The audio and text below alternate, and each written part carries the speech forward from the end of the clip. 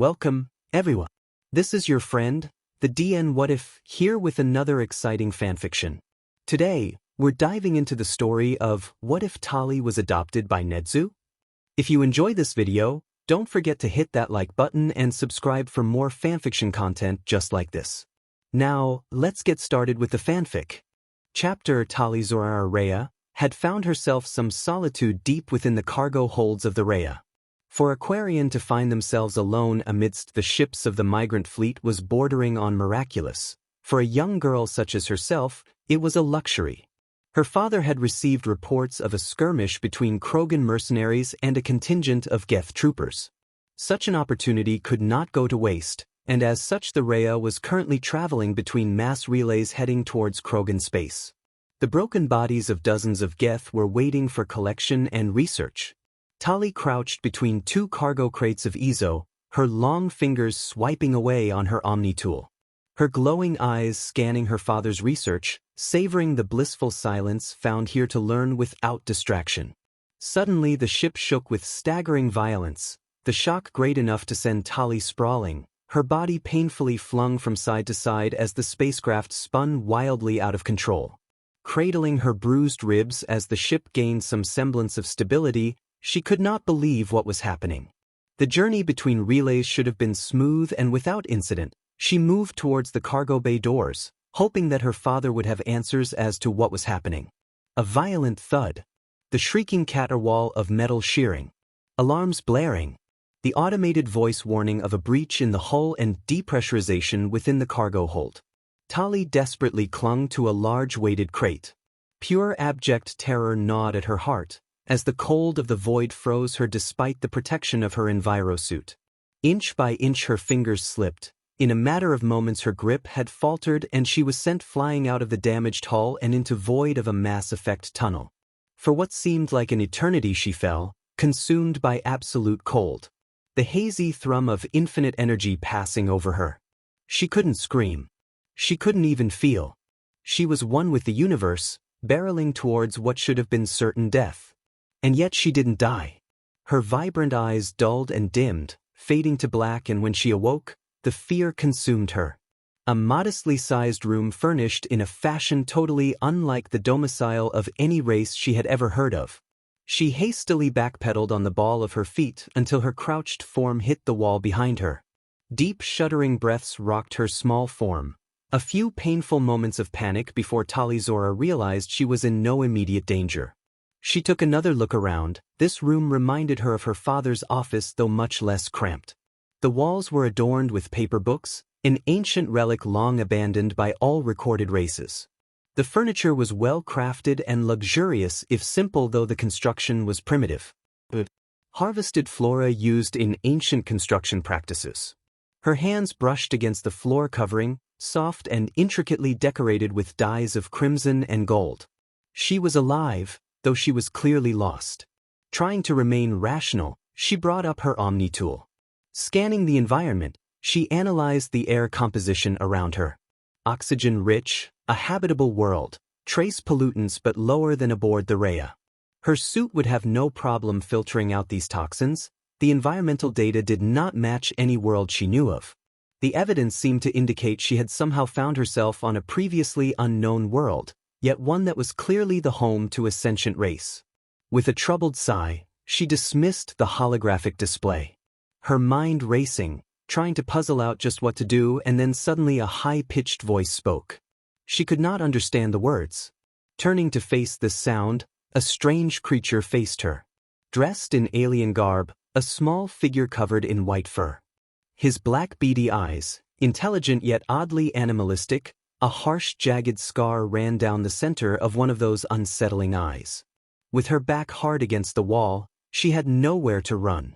This creature did not attack, it merely continued to speak its strange tongue. Tali stared deep into its eyes and spoke. "Who are you? What are you?" Her words shaky and unsettled, a childish fear overtaking her. "Kila, are you going to eat me?"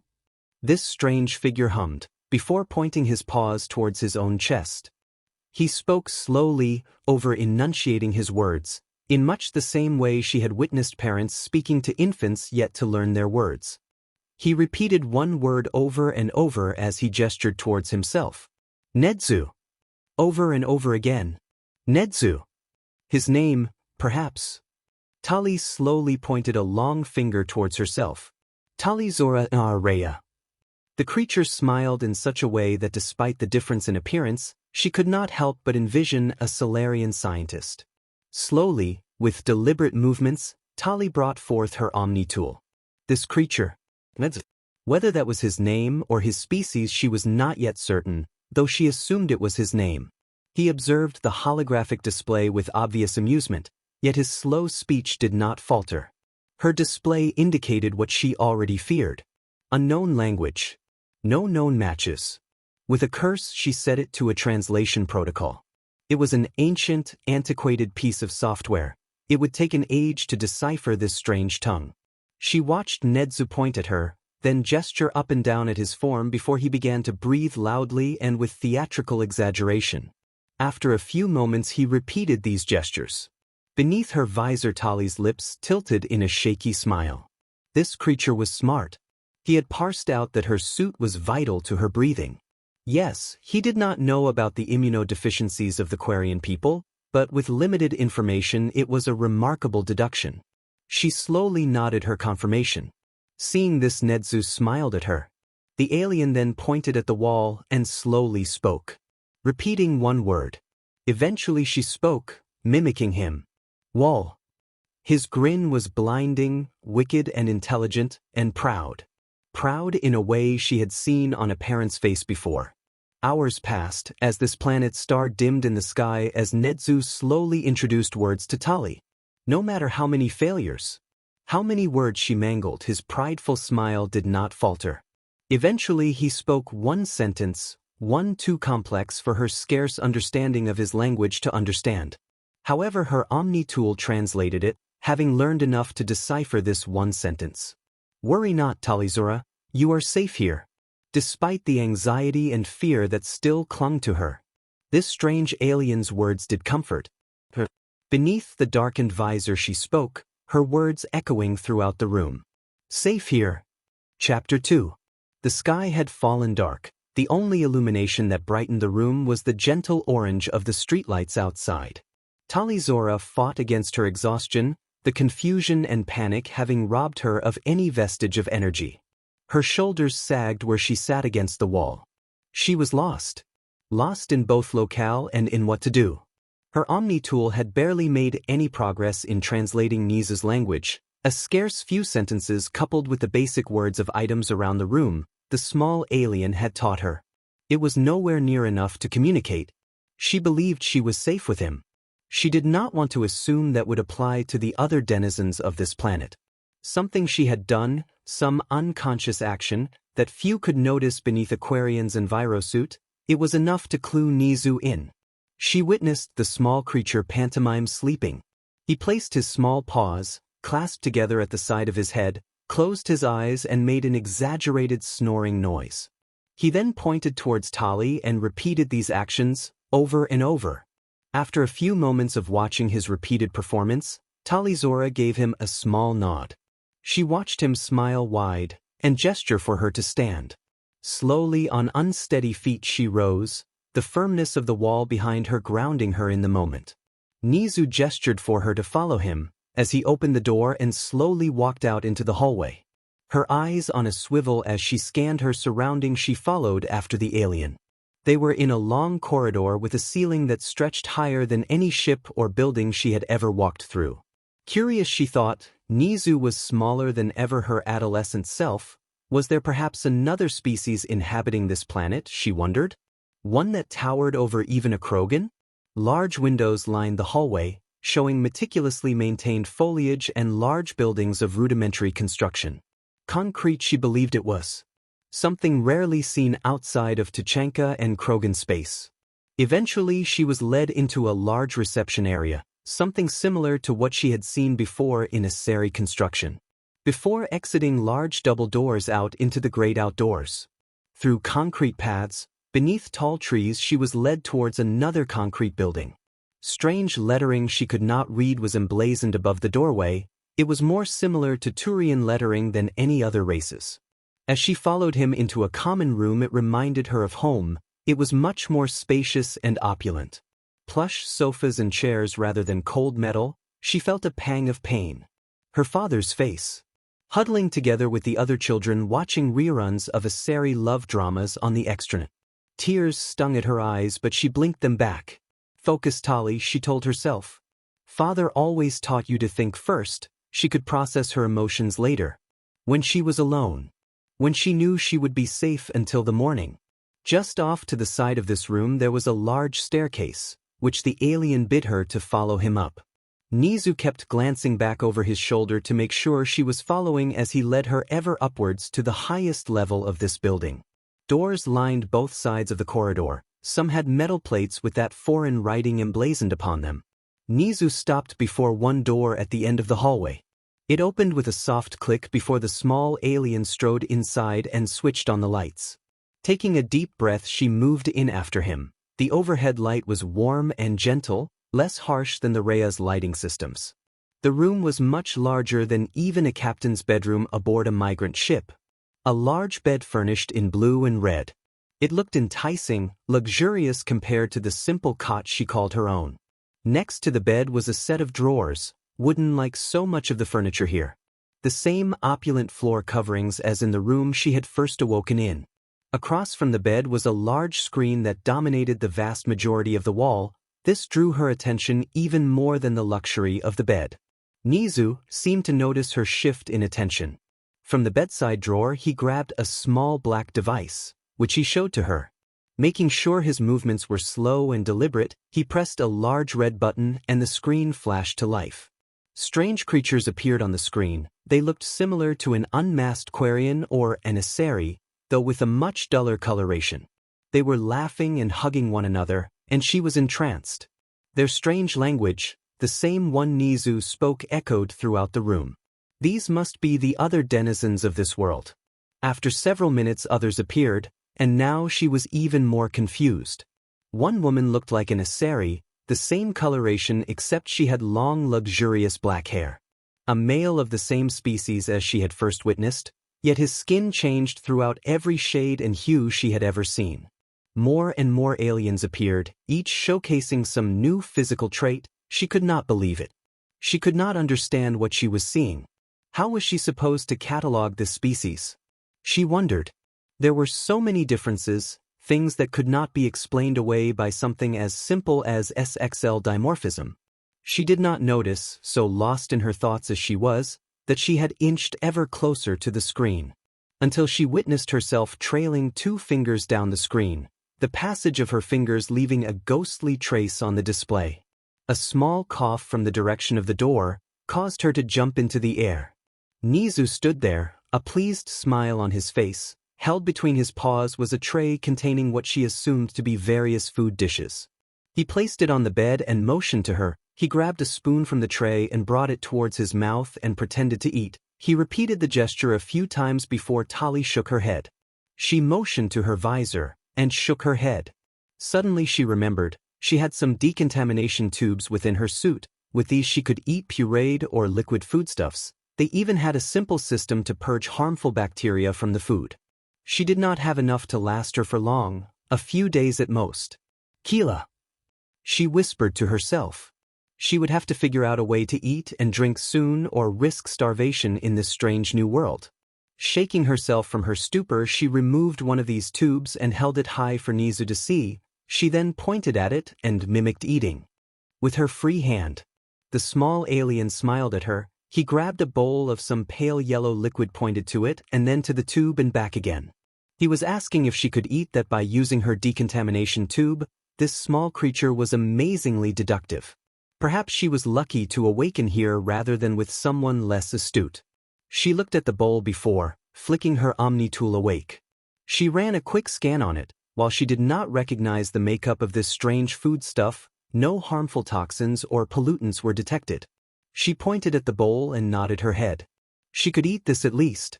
The decontamination tube sucked up some of this strange yellow liquid with an audible suction and gurgle. After a few seconds of bubbling within the tube, a small electronic ping sounded out and the inside of the tube flashed green. Decontaminated. With trepidation she raised the tube to the side of her mouthpiece and slotted it into its port. As her enviro suit registered the tube's successful insertion, a small section of tubing emerged from within her visor, allowing her to drink this alien foodstuff. Keela. It was good. Really good. She had never tasted anything like it. Rich and fragrant with a gentle spice. Seconds later it was gone. Tali let out a small whine from beneath her mask. She had been enjoying that. Laughter. A high-pitched chuckle. She turned to see Nedzu, his shoulders shaking as he observed her. He spoke something. She thought about it. "Enjoy dat?" She puzzled out. Strange she did not know what those words meant. Nedzu repeated his phrase over and over, until she finally could mimic it, though without understand. Enjoyed that. She had no idea that her thoughts matched his words so closely, for she most surely did enjoy that. The small creature pointed at a strange knob low down on the wall. He turned it one direction and the lights dimmed. The other direction and they brightened. He then walked over to a section of the wall covered by a fabric screen. He pulled on a small device and it raised up, revealing a large window. He then pulled on a separate device, obscuring the window once more. His small paws gestured to both the light and window devices, his head tilted to the side. Talizora believed he was asking if she understood how to work both of them, and she nodded. Nedzu gave her another wide, pleased smile. He reminded her of her father. It was reassuring, comforting. It was painful, distressing. The small alien then placed the tray of foodstuffs outside of the door. He then inclined his head and shook his hand from side to side in some strange gesture. Tali stared at him, confused. What a strange people. She mimicked him, shaking her larger hand back and forth. Another smile and Nedzu walked backwards, his eyes never leaving her face. He slowly inched the door shut, though he rather deliberately left it several inches open. He then placed his hand in through the gap and repeated the strange gesture once more. Then he was gone. And Talizora was alone, curling up on the large bed. It was glorious, soft and inviting, opulent in its comfort. She reveled in the sensation for a brief moment, and then she remembered. She was alone, separated from the fleet, from her father, now alone without Nedzu to watch her. She quietly sobbed within her visor. Out of the corner of one shining eye, she spotted a camera overhead, tracking her every movement. She could not find it in herself to care. She cried herself to sleep, comforted only by the bright lights and the strange displays on the screen before her. Chapter 3. Enveloped in decadent softness, warm beneath the thick duvet, her head nestled by a pillow softer than clouds. A noise. A gentle rapping on her door roused Talizora from slumber. The sting of salt upon her sensitive skin, a reminder of last night. Once again.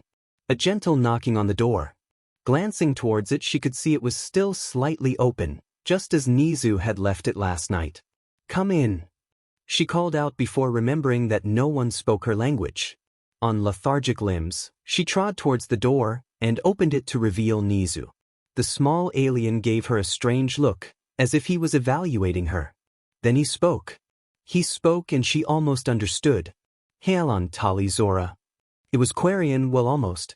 It was mangled and butchered and spoke with less understanding than a babe. Yet still it was SP close. "Hello."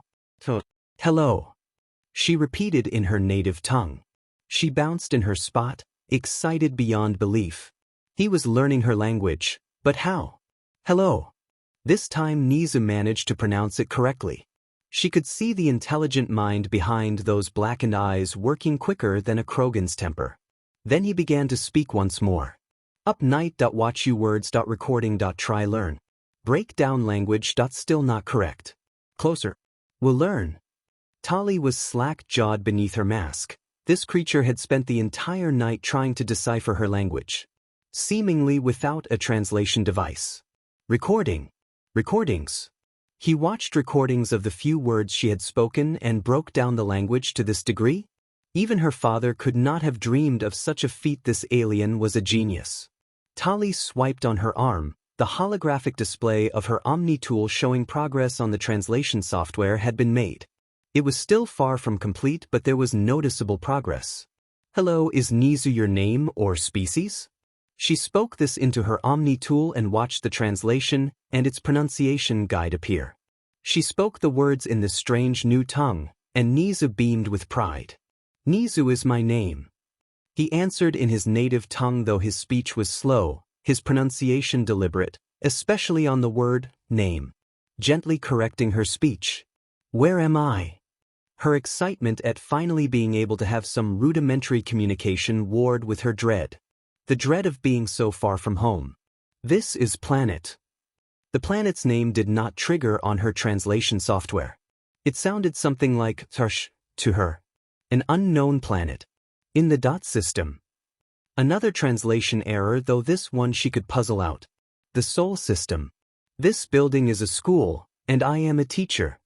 She could tell there was more to it. He wasn't lying, of that she felt certain, just that there was more. This creature was more than a simple teacher. If his intelligence was not exceptional for his species, then they would surely have been more technologically advanced. Noticing her continued silence, Nedzu spoke again. You are safe here. Would never harm an innocent child. However, this is rather complicated. I need to understand you to help you, child. What are you?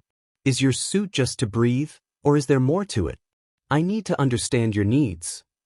He paused, a curious expression twisting his features. Would you be willing to see a doctor? She's a friend of mine. Your existence will go no further, I promise you. Tali's translation software struggled. It took several minutes for his words to fly decipher, and longer still for her to think on how to answer. I am Tali Zora Arrea. I am Aquarian of the migrant fleet. My suit. It's that the air isn't toxic, but the bacteria. My kind we are sensitive. Bacteria, viruses, toxins, our suit filters it out. Without it I would grow very sick and die. I need my suit to survive. She took a deep breath, her shoulders shaking, and in that moment she looked every inch the child she was, in Nedzu's eyes. I can see this, doctor. I need to keep my suit on though. Nedzu answered her in his broken Quarian, a small smile on his face. We do that. You. Safe with me. Back out and into the building she had first appeared in, Tali followed Nedzu through maze-like corridors. The design was intentionally obtuse. It reminded her of some of the older ships in the fleet. The corridors were eerily empty, something Tali had little experience with. This place was lonely, oppressive in its emptiness. Eventually she found herself before a white door. Nedzu opened the door and she followed him in. White walls. The acrid sting of chemicals and bleach. The smell was nostalgic. It reminded her of medical bays and clean rooms on the Rhea. She instinctually scanned the air composition. It was not sterile. Not clean enough to remove her mask, but compared to everywhere else she had seen, it was much closer. Perhaps an environment where she could remove her envirosuit was a possibility on this planet. Engrossed in her Omni tool, she was interrupted by a lower, rougher voice than Nedzu's clearing their throat. Sheepishly she turned towards the source of the sound. A woman, one of those pale-skinned humanoids she had witnessed on the viewing screen last night. Though from what she could tell, this woman was both incredibly small and incredibly aged. She was more heavily lined than a Turian. Dressed in a white coat, her ancient face dominated by large glasses. She cut a surprisingly imposing figure. She strode towards Tali supported by a strange cane. It resembled a medical syringe. How curious! The woman stared at her, before barking words in her native tongue to Nedzu.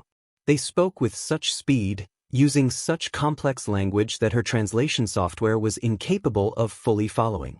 All she could decipher were random words without context, not enough to even begin understanding the subject of conversation. Eventually they stopped and Nedzu spoke to her, his broken Quarians an attempt to comfort her. Especially as her translation software was more fluent, despite its incomplete state, than his learned understanding. She, Dr. Suit stays. Scans for now. We'll figure way to help. To eat. Stop sick. Tali smiled beneath the suit, her translation software up. She spoke in the human tongue. Her pronunciation was terrible, yet still superior to Nedzu's rapidly improving Quarian. Thank you, Nedzu. You are kind. Soon after this conversation, she was instructed to lie down on medical cot beneath a large machine. It whirled painfully loud, her suit's diagnostics ran haywire, analyzing changes in ambient radiation, magnetic fields, and a dozen other readings. She would have bolted and fled, if not for Nedzu's gentle gaze. Afterwards, the old woman gently examined her body, soft touches as she felt out Tali's musculature beneath. Every few seconds, the old woman hummed and wrote something down on a piece of paper before returning to her examination. Afterwards, another machine to scan her, this time while she stood upright. Once again her suit's display went haywire, and her urge to flee returned. Eventually, after what felt like hours to the young Quarian, Nedzu turned to her, a small smile on his face. He spoke in her native tongue once more, his comfort growing with every exchange. "Do you want your room?" She could only give a small nod, obviously exhausted by this medical checkup. Nedzu led her back to her room, and once again left the door cracked open. Tali soon found herself once more lost in the embrace of soft covers, and drifted off to sleep. Nedzu watched the child fall asleep with a small smile, before returning to his own room. This was the faculty dormitories, something few of his staff used, but he freely offered. His own personal room was just next to Tali's. As soon as he was in his own room, he quickly turned on his computer, his sharp eyes quickly digesting the medical report from Recovery Girl. It was fascinating. They did not yet have any genetic sampling, but simple imaging revealed more than enough to whet Nedzu's curiosity. Her lungs were undersized compared to a human's of the same age. Her skeletal system and her muscle composition was vastly different. The bones were hollow much like an avian's, yet the density of the outer sheathing was greater than a human's, resulting in a comparable level of tensile strength. Her muscles were much more developed in her extremities but lacking around her internal organs.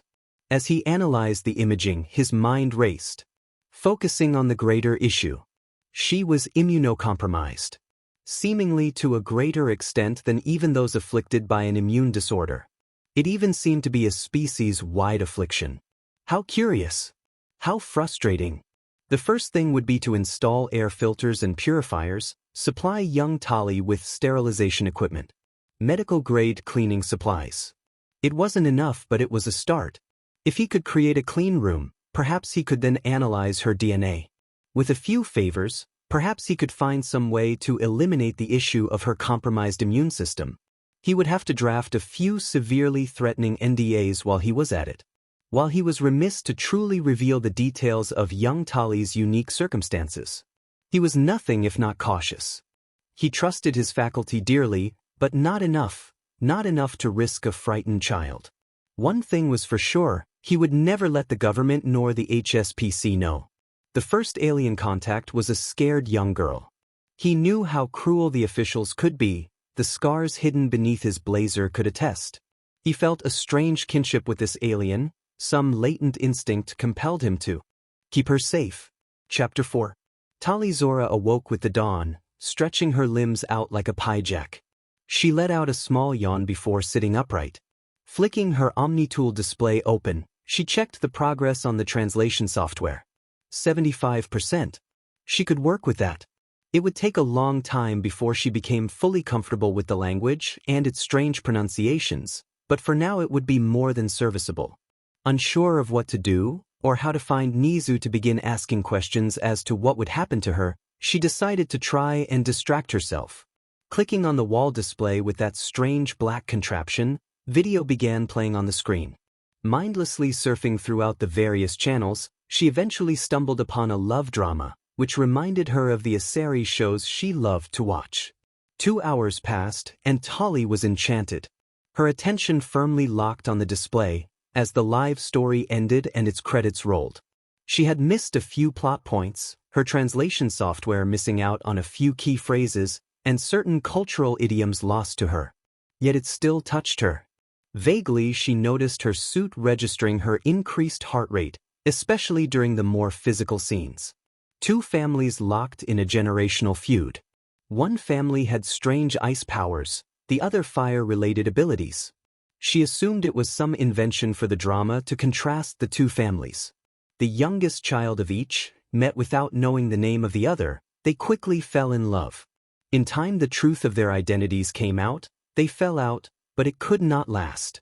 They were drawn back to one another. Eventually it ended in tragedy. The families warred with one another, lives were lost, and the two lovers committed suicide. Knowing that in life they could never be together, only in death. She was torn, it was beautiful. They loved each other so much, yet it was pointless. Aquarian would have prioritized their family, yet she knew an Asari would choose love over duty to their people. However, an Asari would have tried many more things before such a drastic measure. They could have ran away, they could have fought their family. They should have tried something, anything. She did not know what meaning she was supposed to take from this show. Young ladies, no matter their planet of origin, seem compelled by love stories. She turned towards Nedzu, who stood in her now open doorway. He had spoken that sentence in perfect Quarian. It was heavily accented but more than legible.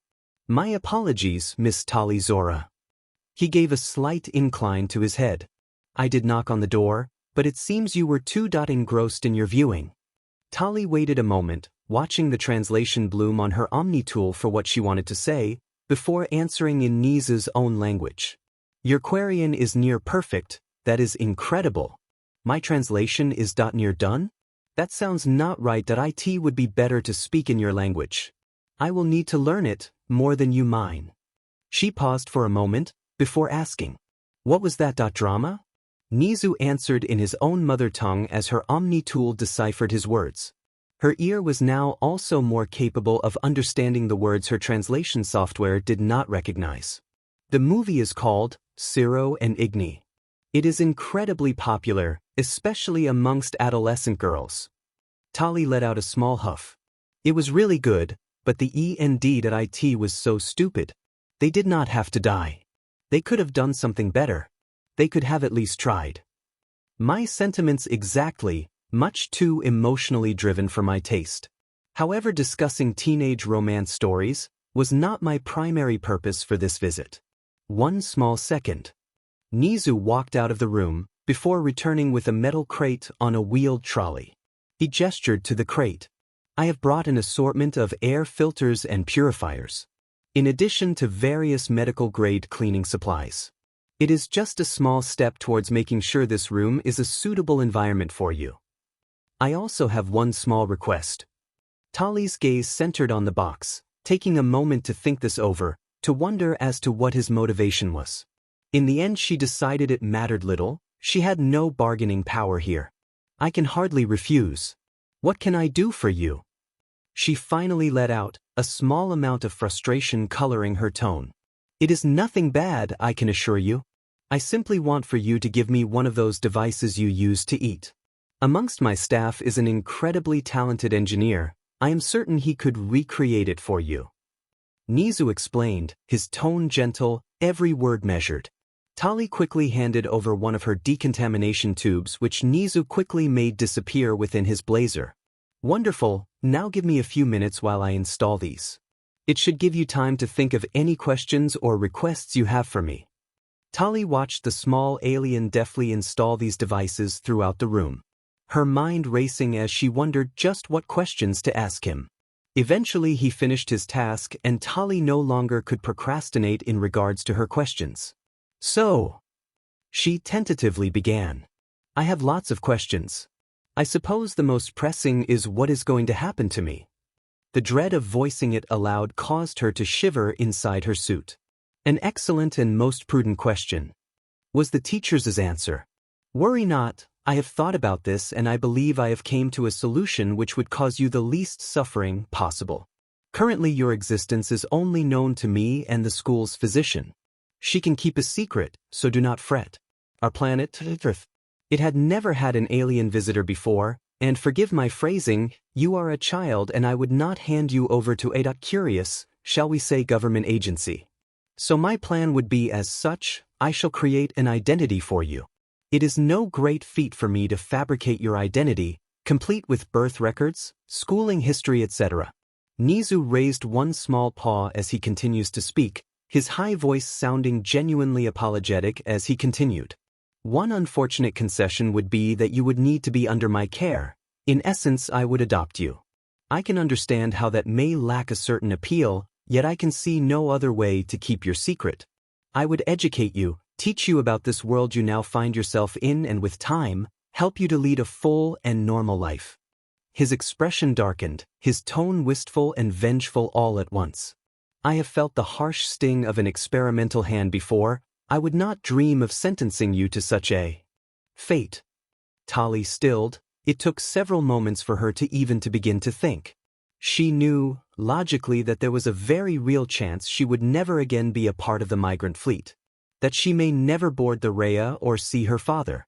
Yet to hear Nedzu speaking of her making a life in this strange new world only solidified it. Her father would take this as a blessing. A boon. He would be overjoyed to study a strange new world.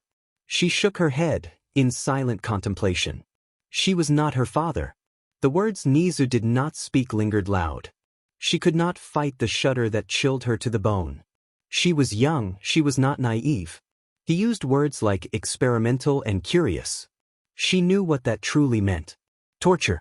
Dissection. Invasive tests that would leave her begging for death.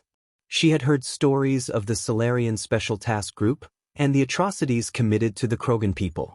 Yet still this creature would endanger himself to shield her. His implication being that he had already suffered such a threat, a mystery for another time. The crux of it all.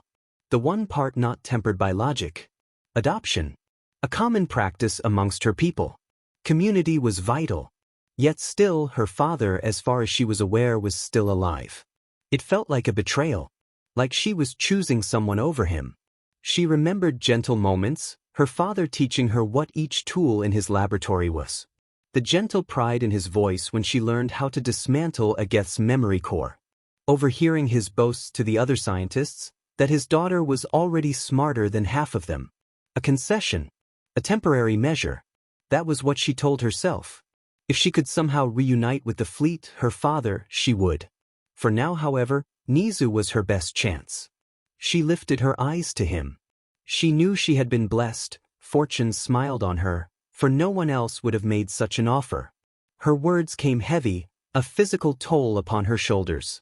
Okay, I do not see another option. If I can go home, to my father, I will. She paused, weary with emotion. Thank you, Nedzu. You have been kind. Very kind for a strange little alien. Nedzu chuckled, his eyes shining bright. I see adolescent snark, crosses light years.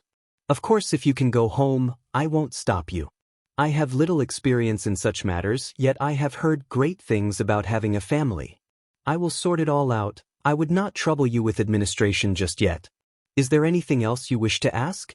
Any requests? She forced her spine to straighten, to fight against her inner turmoil. I am using my translation software to speak to you. It is awkward. It takes too long. If you can get me materials to learn your language without the need of my technology, that would be most appreciated. Also, if it's possible, a sterile room and a decontamination shower. My suit keeps me clean, but it does not feel quite as sanitary as a good shower. She wondered if there would be pushback, if his generosity would falter. Before Nedzu could answer, a small beeping sound began to emanate from the corner of the room. One of the air filters he had installed was shining red. Tali quickly grabbed the small toolbox Nedzu had brought with him and began to examine the malfunctioning device. Wordlessly, Nedzu observed as Tali dismantled the machinery with blistering speed. Her long fingers delicately handling the small parts with a dexterity Nedzu's paws could never match. In a matter of moments, the filter was reassembled and no longer beeping an error message. Nedzu let out a small hum. I can assume you are rather technologically savvy then. Especially with an unfamiliar piece of technology. Tali could feel a small flush upon her cheeks. Perhaps she should have asked first. Yes, it is expected amongst my people to know at least some minor mechanical and engineering maintenance skills. I've always felt more comfortable with machines than other things. She began to ramble, lost in thought. That was a rather minor repair, a few loose connections. Though the design is rather simplistic. You could introduce a battery and a small motor, then reroute the circuitry to create a power loop. It would be less likely to fail, and could even be used in a more toxic environment. Remarkable. Nedzu clasped his paws together. That is considered a top-of-the-range model, and you've already theorized an improvement. Perhaps I can arrange for a few engineering challenges to keep you occupied while I work on our agreement. I'll have them delivered alongside your schoolwork. The shower may take a few days, I'm afraid. We don't currently have such a facility available. Nedzu began to pace, his mind whirring as he took in these new developments. I should let you know this is a school, though it is currently out of session. In a few weeks students will return, and I will have less time to attend to you. I'll make sure you have plenty to do to keep that brilliant young mind of yours engaged. Perhaps you could attend a school that socialization with peers is important for a young lady, not yet however. We have much work to do in the meantime. Tali could only watch as Nedzu left without a word of goodbye. She could hear his mutterings fade off into silence as he moved further and further away. With little else to do, Tali decided to watch another drama. However, before she was halfway through her viewing, an alarm ringing outside her door drew her attention. When she got to the door, waiting for her was an assortment of boxes.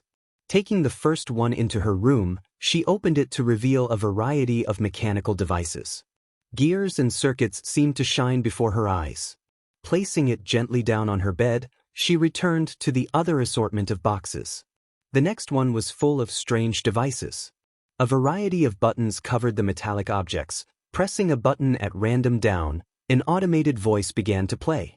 Introduction to Japanese 101. Between this and the variety of engineering challenges, Tali was more than satisfied with her leisure activities for the night.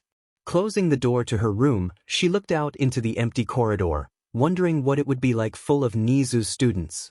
She closed the door, but left it open a few inches, in much the same way Nedzu always did. Chapter 5.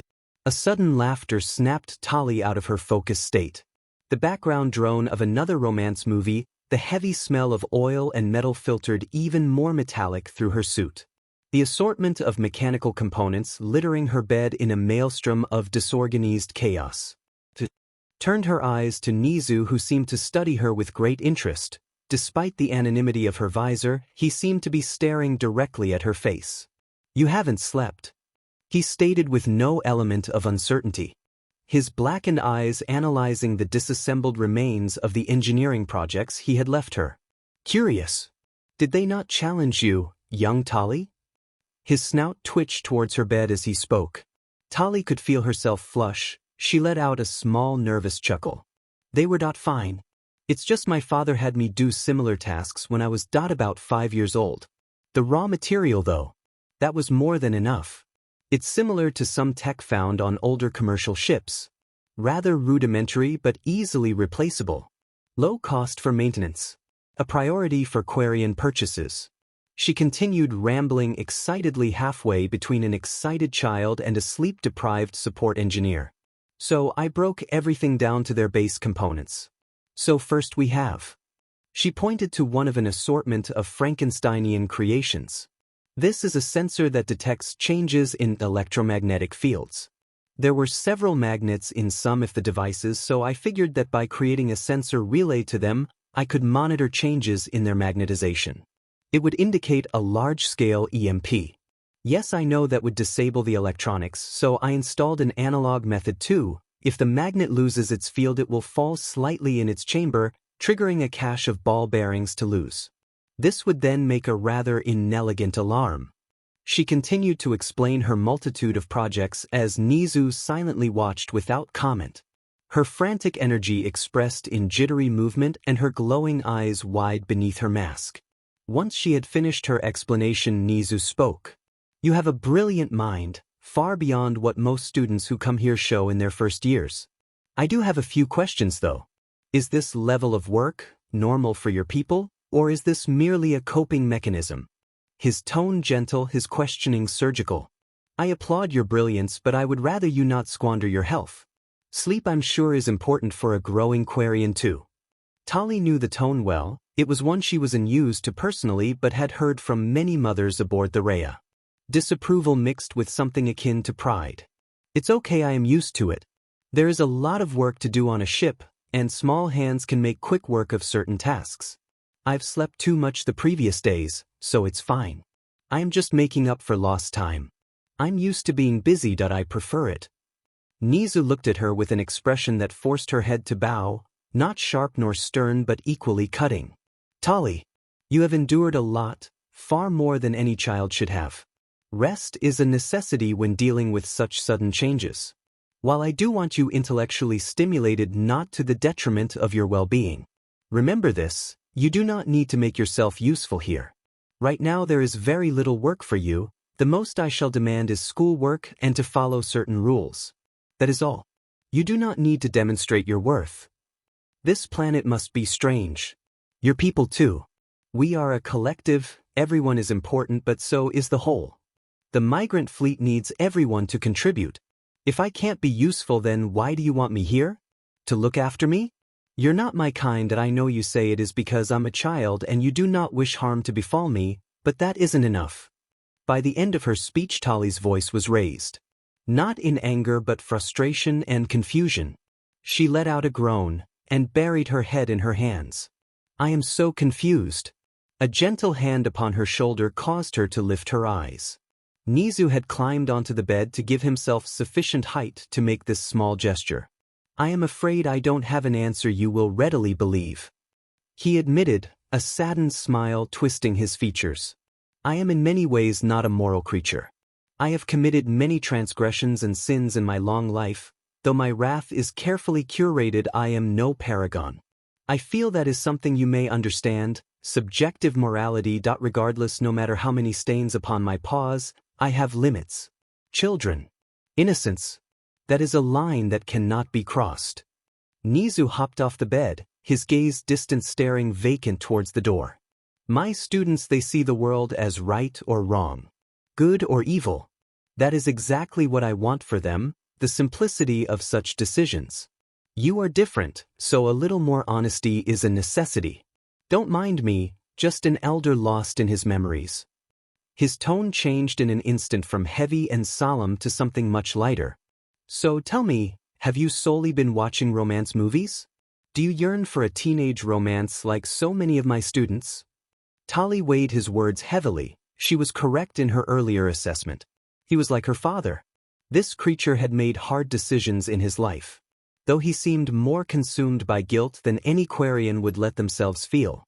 His ability to change subjects and emotions was a shock to the system. She felt a chill in her blood. That one fact revealed him to be dangerous, far more than any admission of wrong. Well, yes. It's something encouraged amongst my people. We are few in number, so having children is a sacred duty. Plus it was what me and the other girls watched when we had free time. We would sneak down to the cargo bays and watch love stories on tiny screens. Her tone wistful, burdened by nostalgic memories. I do have a question though. Why is it in all of them there are individuals with powers? People shooting lightning or changing their form? And why do you all look so different? Even you look nothing like those I see on the screens. Oh my. I can't believe that never occurred to me. It seems even I can fall victim to complacency. On planet Earth, the dominant species is humanity. Approximately 2 centuries ago, a sudden rapid mutation began a metamorphosis amongst the populace. Tali interrupted him, confusion coloring her lilting accent. A mass mutation? Was there a radiation burst? Some kind of molecular weapon? Why else would something happen so suddenly? Nothing so dramatic, I'm afraid. Nedzu paused for several long moments, as if he was trying to heighten the tension in the moment. A baby was born glowing from within. From then on, more and more children were born with unique abilities. The small alien paced as he spoke, his tone devoid of warmth, now purely analytical. These range from physical changes, different skin tones, extra limbs, etc. to more outwardly volatile abilities. There was a subtle tilt of his snout, an amusement she could not name. Some can manipulate elements, move at Mach speeds, manipulate objects with their mind. The list is endless. Tali could not help but think of what she had seen in the romance stories that had played during the night while she worked. A man who could change his appearance, a womanizer who became perfectly handsome every time falling in love with a blind woman. A woman whom every time she spoke plants died, forming a connection with someone who taught her to speak with her hands. Her adrenaline spiked the more she thought. These people were dangerous. A perfect assassin would be the man who could change his appearance. In the slums of Omega he could live like a king. Tali wondered within her mind, but did not speak aloud. This was similar to biotics but vastly different all at once. The randomness of it all frustrated her. It defied logic. Quirks are what we call these abilities, though the original terminology was meta-abilities. The teacher continued, dictating as if he was lecturing a class. Approximately 80% of the population has a quirk, and with each subsequent generation that number sharply rises. Quirkless people, how humanity used to be but a few centuries ago, are declining, soon to be extinct, and they suffer for their existence. Many view them as lesser, egotistical bigots, the lot. He turned to face her suddenly, his movements sharp enough to cause Tali to flinch backward. My apologies, I'm rambling. As for me, well, I am not a human. He paused for a moment. Tali watched as he fixed his tie. His body tense, as if preparing for violence. I am one of a very small number of animals to develop a quirk. It boosted my intelligence far beyond my species and even beyond the most gifted amongst humanity. For but a moment Nedzu stilled, his eyes far away. Perhaps lost in a bitter memory. But yes, it is no mere exaggeration or dramatic device for a television show. It is very much the reality of this world. Tali took a moment to process this. Absent-mindedly, she played with a screwdriver. The dexterity of her slender fingers on full display as she thought. Nedzu was an animal. It did not make sense to her. This whole discussion on quirks stung at her rational mind. Still, she needed to know more. To understand this strange new world. Fighting back against the shock, the heavy beat of her heart, the heat of her breath beneath the visor. She tried to steel herself. To not let her emotions show. Later perhaps she would allow herself to fully digest these feelings. She whispered her words aloud, her fingers tight around the screwdriver. Her knuckles aching with tension. So this world is full of genetic abnormalities with powerful abilities. That this is not like the Asari where biotic abilities are a constant amongst the people. Her volume rose as she let out a string of frustrated questions. So how does this work? Is there a caste system? Do the strong rule? It would align with your comments regarding those devoid of this particular mutation. How does one even control such a population? A strong military might. Nedzu made his way towards the viewing screen, and with a few presses on the screen, he changed the show being displayed to a news channel. Tali watched as a strange man with more muscles than a Krogan and a truly horrendous haircut fought a red-skinned giant. The sheer raw strength they wielded was horrifying, crumpling steel as if it were paper. Moving at speeds so quick the camera could barely track their movements. Kila, what even is this? Tali wondered aloud. That is a fight between heroes and villains. Nedzu pointed one small paw at the screen, the glow of the battle illuminating his white fur. Tali could not help but whisper, her eyes glued to the screen. This is horrible. They are so strong. After the dawn of quirks, things changed. Nedzu continued on, his tone never changing, his words measured and slowly spoken. The policing system was deemed inadequate, so changes were made to allow those with great abilities to use them to fight crime and to rescue civilians from danger. Since its initial inception, hero society has blossomed. Now heroes are celebrities, media darlings, and so much more. While she listened intently to his words, she could not draw her eyes away from the spectacle shown. The flashing illumination of flames reflected in her visor, coloring it from purple to a burning orange. Celebrities. It seemed fitting. They wore grandiose outfits that seemed to serve no purpose other than to garner attention. Her engineer's eyes noticed there were no armored plates. The fabric too thin, too tightly stretched for a ballistic weave. It was in many ways a performance. It is also a rather lucrative career path. This school. The school in which I am the principal, it exists to train these heroes. To prepare them for what comes next. It sounds like you are running a military academy. Tali could not help but articulate the truth of the matter in her eyes.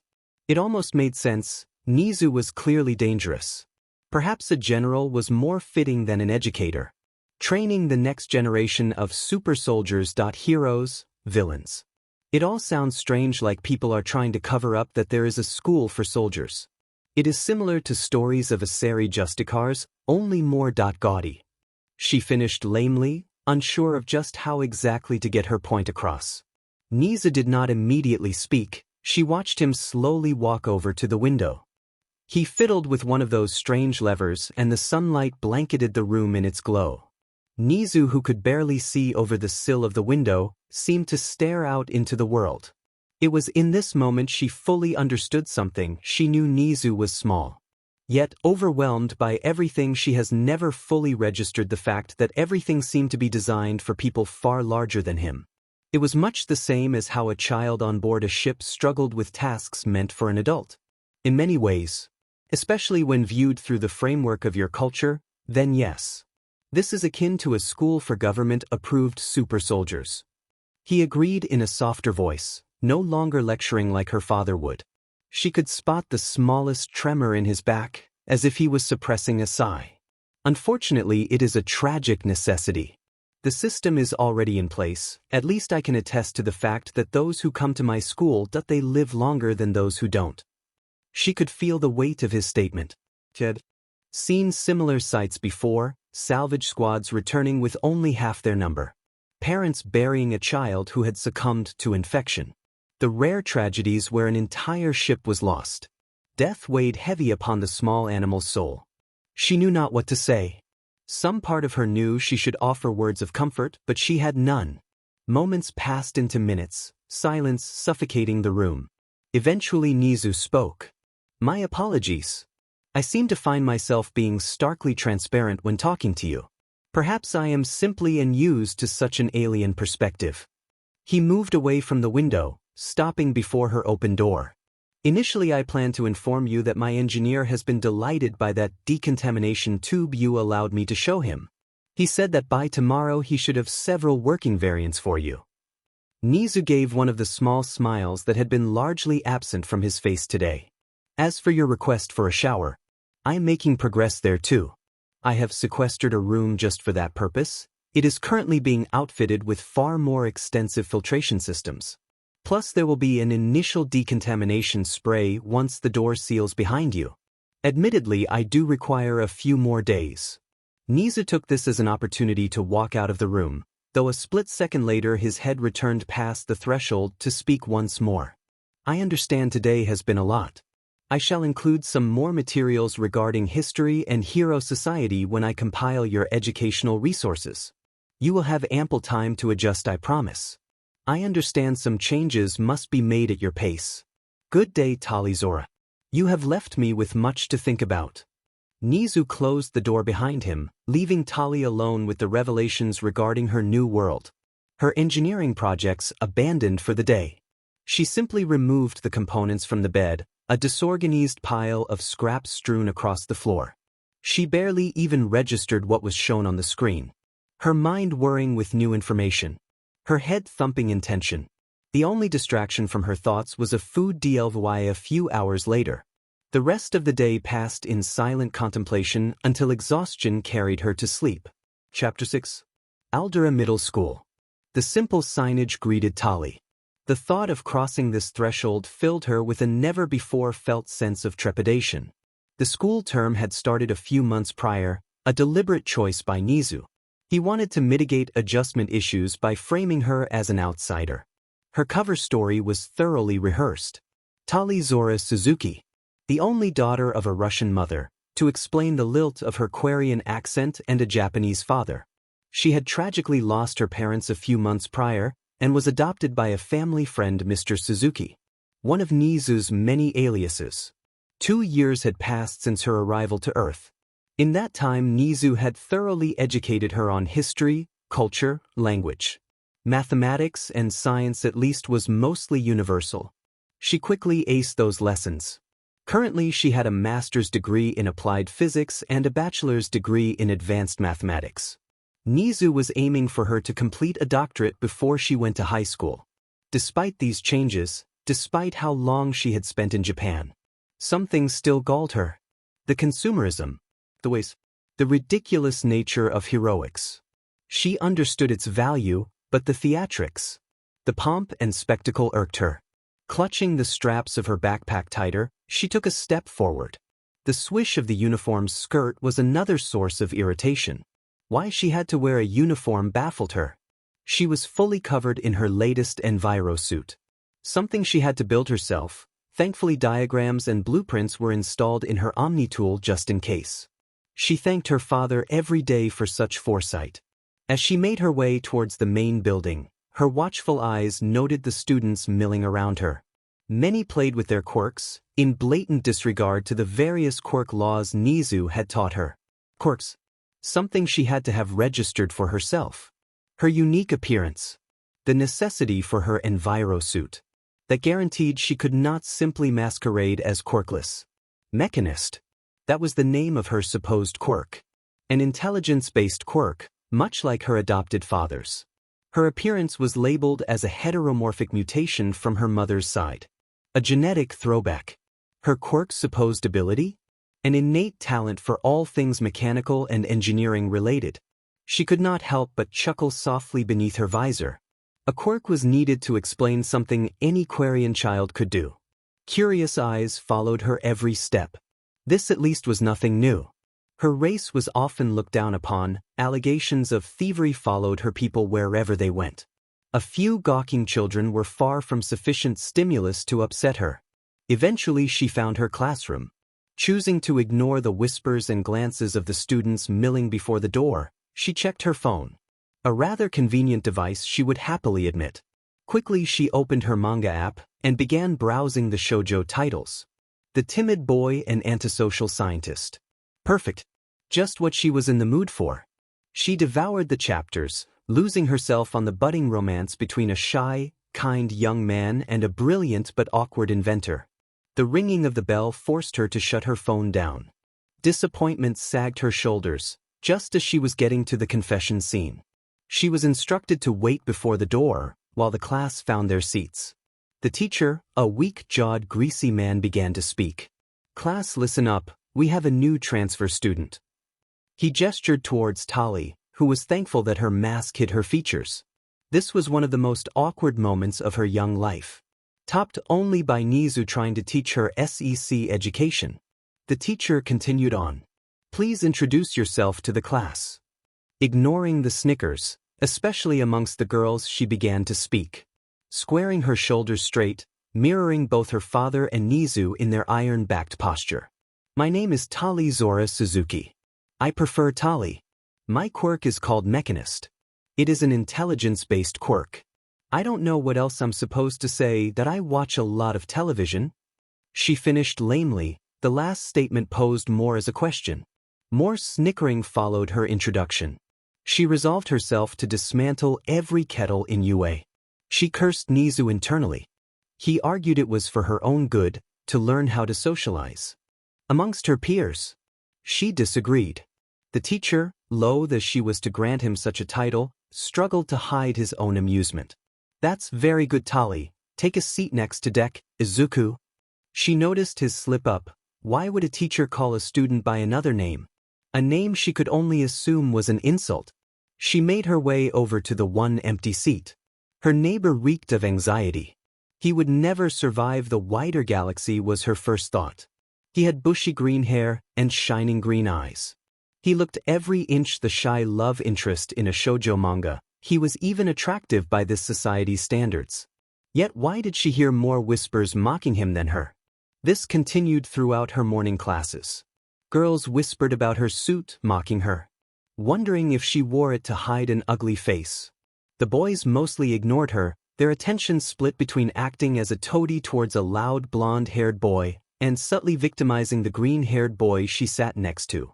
When lunchtime came, Tali chose to retreat, to find a place of solitude. At the furthest edge of the playground, she chose to continue her manga. The smell of burnt glycerin and smoke came at once with the familiar sound of an explosion. Looking up, what she saw caused her to shake her head. That loud blonde could create explosions from his palms and was currently using them to install fear on that green-haired boy. Izuku. Logic told her to stay where she was. To let nature play out. To let the strong dominate the weak. The voice in her head, high-pitched and oddly akin to Nedzu, whispered otherwise. That it was a hero's duty to protect the weak. That a prerequisite for injustice was for those standing by to do nothing. Her father would not approve. Why was she involving herself in a problem that didn't benefit her or her race? Yet still she strode forwards towards the scene of the crime. Kaken, I didn't mean to bump into you. Honestly, I was just checking the news. Izuku desperately tried to explain, his hands held in front of him, as if he was trying to placate his aggressor. The explosive blonde sneered, his volume a disturbance to the peace. PSS off, Deku. You should know better than to watch where you're going. Or are you so much better than the rest of us, you don't need to look where you're going? Izuku stuttered and begged in a way that turned Tali's stomach. The other boy, however, disgusted her. He was worse than a Krogan. At least their aggression was directed towards capable challengers, a good fight. This was victimization. Bullying was the term Nedzu used. Something that should not be permitted in a school if her guardian was to be believed. Kaken, was it? Tali interrupted. The blonde turned on her with a growl. Don't call me that, Hazmat. That DMN nerd won't stop calling me it. No matter how many times he's told. I'm Katsuki Bakugo. Future #1 hero. She could not hide her scoff. This barking Vorsha thought he could usurp all might? Laughable. Hazmat. She queried aloud. Clever. Regardless, he is clearly apologetic and is no threat. So just leave him be, you gain nothing from this obvious act of bullying. Who are you calling a bully, you jumped up extra? Bakugo bellowed. Tali was rather unmoved. Izuku was quick to defend the other boy. That's a bit extreme, Tali. Kaken isn't a bully, we're friends. I should have been more careful. Tali groaned. Izuku. I don't mean to be rude, but you are an idiot. It is rather illogical to be defending someone who is in the midst of threatening you with a low-yield explosive. She turned her glowing eyes to the blonde boy. Kaken. My father is a teacher, he would not permit such a behavior in his school, so nor shall I. So please leave him alone, he can come sit with me and you can continue to reign over these slack-jawed peons. You sure are uppity, you know that? What makes you so special? I'm cut out to be the best and you're just some weakling with some bogus intelligence quirk. What's with the spacesuit? You some space weeb? Well, for one, I am clearly much smarter than you. My suit is a registered quirk support item and its true purpose is none of your concern. I'd rather be a space weeb, as you call it, rather than someone so unlikable no alien would have an interest. Are you insecure because Izuku is somehow better than you? Is that the cause of your ire?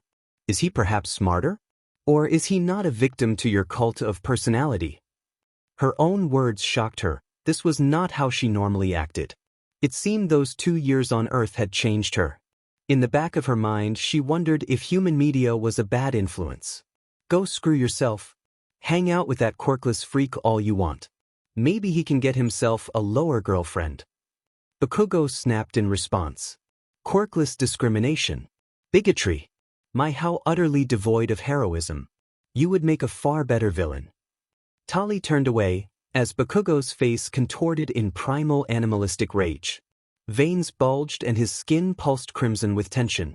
As she moved towards Izuku, a deafening roar resounded in her ears. Before she could react, the smell of smoke once again, the thunderous noise. This time much closer and then pain. Worse still than pain, the ringing of alarms. The flashing red within her visor. A suit breach. A contamination warning. Her suit sealed up, trying to mitigate the bacterial spread. It wasn't enough, the explosion had caused a jagged tear. Her suit registered multiple different bacterial strains. Her heart thundered in her chest. Her lungs burned. Silent tears ran from her eyes. She was too far from antibiotics. She didn't know what to do. She shook, catatonic, unaware of the world around her. The students who had been gathering around backed away, clearly sensing this was no mere schoolyard drama. Bakugo looked down at his own hands in horror. The tenderness of his skin burning. This was serious. He never meant to hurt her. She had just set him off so much, no one had ever spoken to him like that. He didn't think this would happen. Izuku rushed over to Tali. He spoke frantically, asking what was wrong. Trying to comfort her. She could not hear his words, nor feel his hands. A quirkless boy held on to her, his hands pressing down on her shoulders as his panic consumed him. The world was a blur, colors were dull. The sun shining overhead no longer gave warmth, for the chill in the air gnawed at her very bones. Across town in the same office Tali had found herself in all those years ago. A meeting was taking place. Nedzu sat across from the most famous man in the country. Perhaps the entire world. So let me summarize. The headmaster spoke. All Might, the symbol of peace. You wish to teach at UA in order to find your successor. Rather than gifting this to one of the many fine established heroes we have, you would rather trust an untested child. The giant of a man began to sweat under the black-eyed stare of the world's most intelligent animal. Nedzu enjoyed the moment, he let it linger. Suddenly he spoke, his tone no longer serious, now jovial and friendly.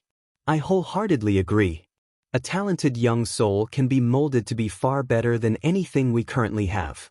All Might scratched at his neck, a nervous laugh his initial response. I'm glad you agree, Principal Nedzu. Of course it would not be for a while.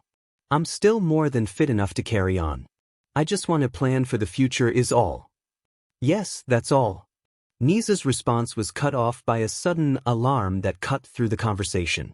A piercing wail and Nedzu turned deathly serious instantly. All Might, pick me up and take us to Aldra Middle School immediately. This is a matter of life and death. His tone brokered no argument. Compelled by the graveness of Nedzu's command, the world's greatest hero did as he was commanded. Gathering Nedzu in his arms, he leaped out of the window at staggering speeds and towards a seemingly innocuous middle school. A thunderous landing. The students shocked by what they were seeing. All Might was at their school. Izuku was overwhelmed, but he spotted something else, cradled in his idol's arms. A small white furred figure. One he knew instantly. Nedzu, the principal of UA. In a display of surprising speed for the small animal, he had crossed the distance between All Might and the hyperventilating form of the new student Tali. Nedzu checked the damage to her suit and growled at what he saw. Blackened edges and charring. The smell of smoke still lingered for his heightened senses to catch. He turned to All Might, his eyes wide with horror. All Might, grab Tali and take her to Recovery Girl. Now.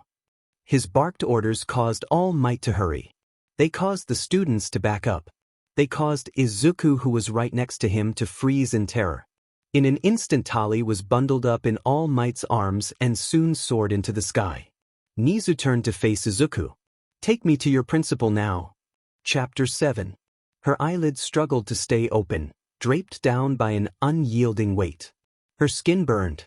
Her suit tried to pump coolant to reduce her fever, but the breach had reduced its effectiveness. The gentle touch, the pulsating heartbeat of the man whose arms she was situated in, lulled her. She was so warm, so tired. Her eyelids flickered and closed. Izuku stood outside the principal's office. His racing thoughts slipping forth in a torrent of mutters. The new student, Tali. The strange suit she wore, a support item. When she got injured. Alarms started blaring. Then moments later, All Might and Principal Nedzu appeared. Nedzu ordered All Might to take her away. This suggests that there is a personal relationship. It doesn't make sense. They only turned up because of the alarm, that means Nedzu was notified about it. Nedzu stared at the sweating man before him. He repeated every mantra and meditation exercise he had ever learned. He had not felt such rage in years. He had no intentions of calming down. The rage was warranted, he simply wanted to be in control. Restraint was an important trait in situations such as these. After several minutes of silence, while he watched the human wilt before him, Nedzu finally deigned to speak. I trust you know who I am.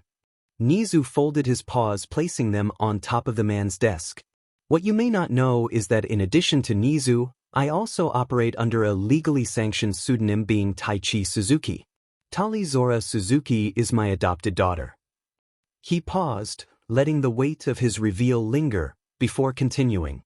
How does it come to be that my daughter on her first day at what is clearly a substandard institution finds herself injured. My daughter, whom you were informed was immunodeficient. Explain why I should not hold you and this school responsible?" He paused, knowing the man would not have a satisfactory answer. "My lawyer is but a phone call away." "Please, Mr. Nedzu Suzuki, this was just a simple schoolyard accident." Nedzu watched as the man fidgeted in his seat. "You have my utmost apologies, of course." The principal hung his head, one small step away from actively groveling. "Midoriya, he's always causing some sort of problem. Quirkless children are so often a headache." The man continued on. "I'm deeply sorry that he has caused a situation in which your daughter was the victim of a freak accident. Rest assured this incident will be thoroughly investigated and punishments will be harsh." Nedzu adjusted his position in his seat, leaning further forward. He could feel his brows aching to twitch. "Excuse me? Are you suggesting that a quirkless child is somehow the cause? It appears that I must be a fool, and my daughter's support suit is lined with more sensors than someone like you could count. The readouts that were sent to me, the information that I have displayed on my phone at this very moment, indicates an explosion. Unless you have some evidence that a quirkless boy has smuggled in explosive ordnance, I am much more inclined to believe it was the result of a quirk. Illegal quirk usage. Illegal quirk usage resulting in bodily harm, that these are serious criminal offenses." "No, of course not." The Aldera principal responded, his hands raised in a gesture as if to placate Nedzu. "I was merely saying that problems tend to follow Midoriya was all. I understand this is a grave matter. It's just, as a fellow educator, I'm sure you'd understand. I would hate to see a promising student have their future ruined over a tragic accident. Perhaps we can come to some kind of understanding." His words flowed like oiled velvet, smooth and sickening. "Why don't you do me a favor, Mr. Principal?" Nedzu asked in such a way that it seemed more like an order. "Phone Midoriya's next of kin, call them into the school. I feel that speaking to them will be illuminating, and as for your point, it is irrelevant. Reckless endangerment, if we are being generous. Never mind the fact that I will uncover the exact details of what happened when my daughter is fit to speak. I will know everything.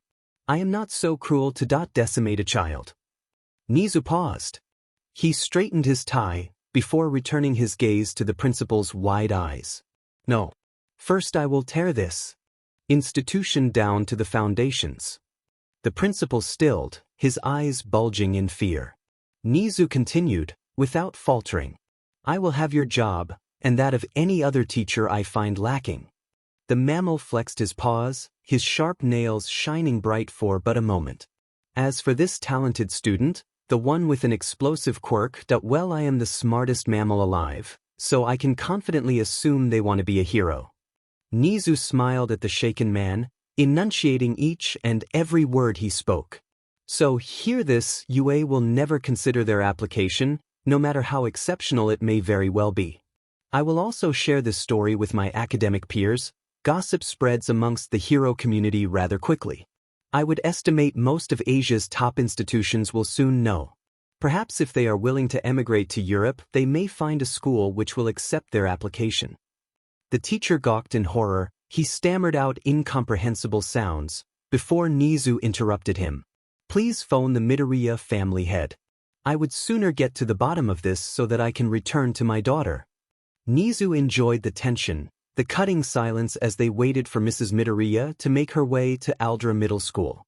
Eventually, a plump middle-aged woman with green hair let herself into the office. Her round cheeks red with exertion, her shoulders heaving with heavy breaths. "What's happening? Is my baby Izuku okay?" Mrs. Midoriya spoke out in panic. She was the spitting image of the green-haired boy who had led Nedzu to this office. Nedzu raised one small paw up to silence the principal. The man wisely listened. "Mrs. Midoriya, my name is Nedzu. Today was my adopted daughter's first day at this school, I suppose we will call it." Mrs. Midoriya gawked at the small furry mammalian creature. She had seen his face on the TV multiple times. Her son had told her all about the principal of UA and his intelligence-based quirk. "You're the principal of UA, my son is a huge fan." She whispered, utterly bewildered by just what was happening before her. That I am. Your son has excellent taste, I'm pleased to hear. He gave her a small controlled smile, in response to her words before continuing on. There was an incident in which she was injured. The cause of this injury was an explosive quirk. The reason you are here is to offer me some clarity and to be present while this man here tries to spin a yarn in which your son is in some way culpable for my daughter's injuries. Worry not, I at least am aware how ridiculous that sounds. I'm sorry that what is happening. Is Izuku okay? Nedzu gave her a small nod. Your son is fine, ma'am. He could see the woman deflate in relaxation, her fear somewhat satiated. Oh, my apologies, I was just worried about my son. That I'm sorry that something happened to your daughter, Mr. Nedzu. She stopped for a moment before continuing, her eyes wide in realization.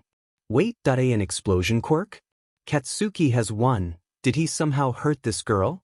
Mrs. Midoriya, please take a seat. I do believe we may be here a while. For what seemed like hours, Izuku waited outside the principal's office, in the chaos of today. In the wake of All Might and Principal Nedzu's arrival, the whole school was thrown into chaos. No teacher had come to get him, no one had told him he couldn't wait here. With the exception of a bathroom break, he hadn't moved from his spot. Something compelled him.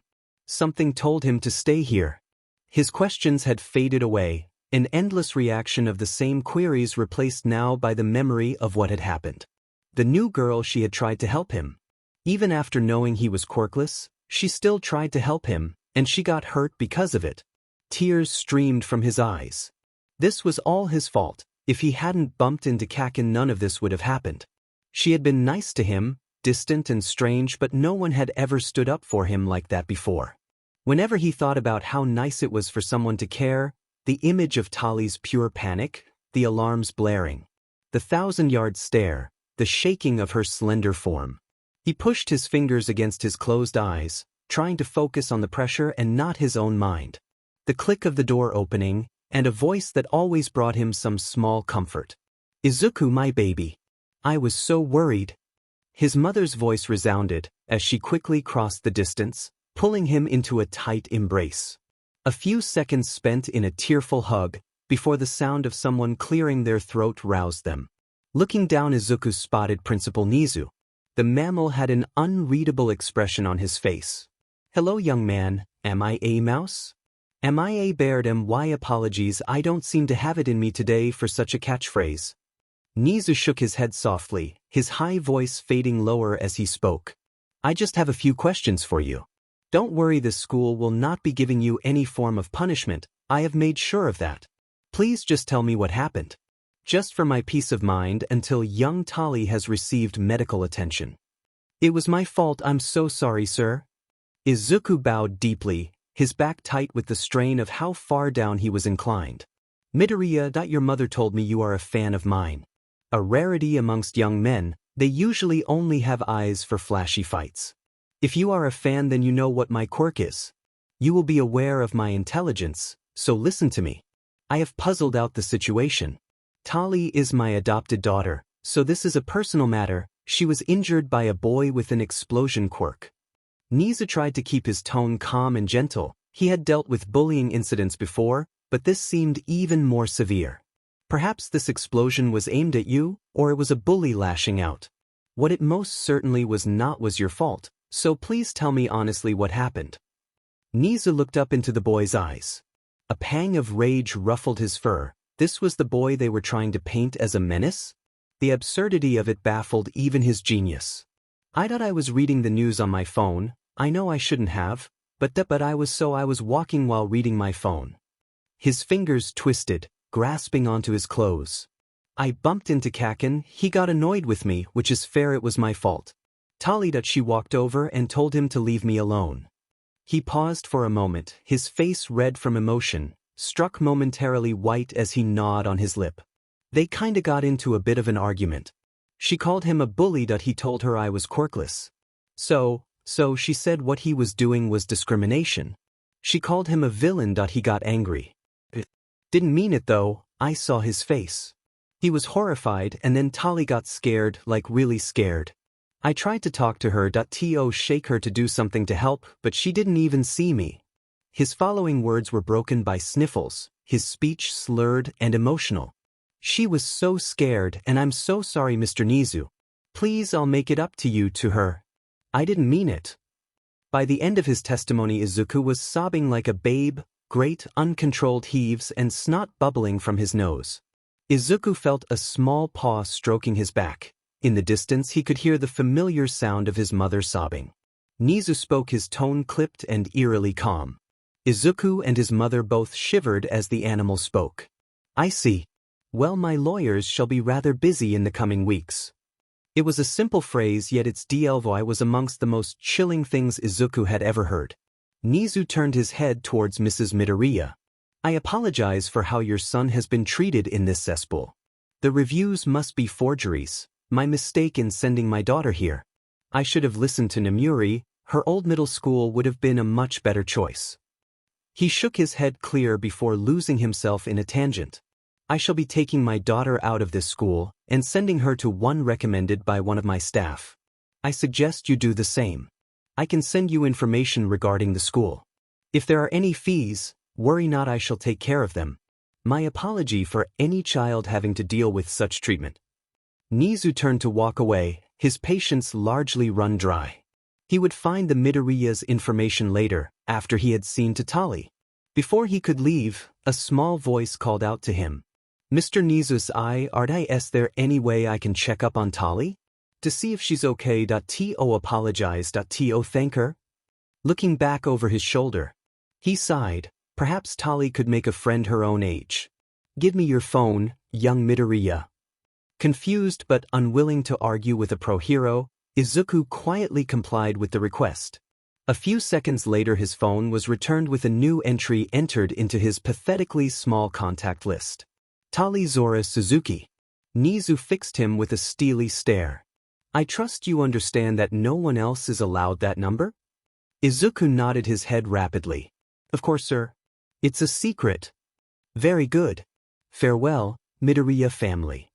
Nedzu called out as he began to leave once again. Chapter 8. Fresh air. Before sight returned, her first waking breaths came. Tali bolted upright, her long fingers clutching at her face. Her visor. Where were they? It took her a moment to fully take in her surroundings, plain white walls. Heavy plastic curtains separated her from the rest of the room. The gentle whir of an air purifier, a calming lullaby to her panicked heart. Looking back down at her hand, she noticed an IV drip inserted beneath the skin, the gentle sting of movement only now noticeable that she was slightly more aware of her surroundings. This was a clean room. She was being pumped full of antibiotics. Flashes of memory, her arguing with that obnoxious blonde. The pain of burnt flesh. The blaring of alarms. Her suit had been compromised. For all she knew, it was beyond repair. Wonderful. An eternity spent in a clean room. Hopefully they managed to decontaminate my phone at least. She spoke aloud, a complaint that sounded childish to her ears, yet she could not argue with the feeling. Years ago, when she was a much smaller child, she had spent a week in a room such as this. A week of solitude and nothing to occupy her mind. It was a greater torture than the virus. With a groan, she buried her head back into the plastic-lined pillow below her. Time seemed to flow at a fractional pace, as she stared at the overly bright fluorescent lights above. Mentally, she catalogued her physical state. Her body was fatigued, her limbs weighed heavily upon the bed. Her temperature was raised. Thankfully, the fever was mild. Her side was tender, but it did not appear to be burnt or cut open. Recovery girl's quirk, she assumed. A risky choice considering her immunodeficiency. With no other option to amuse herself, she began to sing the opening to a shoujo anime. It was this sound that greeted Nedzu as he came to visit her. You have a rather pretty voice, Tali. Perhaps a musical theater group would be something you would enjoy. Tali grabbed the covers and buried her head beneath them. How are you so sneaky? You're wearing a sealed suit, for crying out loud. A gentle paw rested on her head that was buried and hidden. Tali, are you okay? Nedzu questioned, his words softly spoken. You gave me quite a fright. In turn I gave a lot of people a fright. The last statement was accompanied by a small snort. After a few seconds she freed herself from her hiding place. I think I'm fine. You'll have the medical reports necessary. I am angry though. With the boy who did this to you? Nedzu probed with his words. No. Well yes, but not just him. I was foolish. I shouldn't have risked myself, not for a stranger.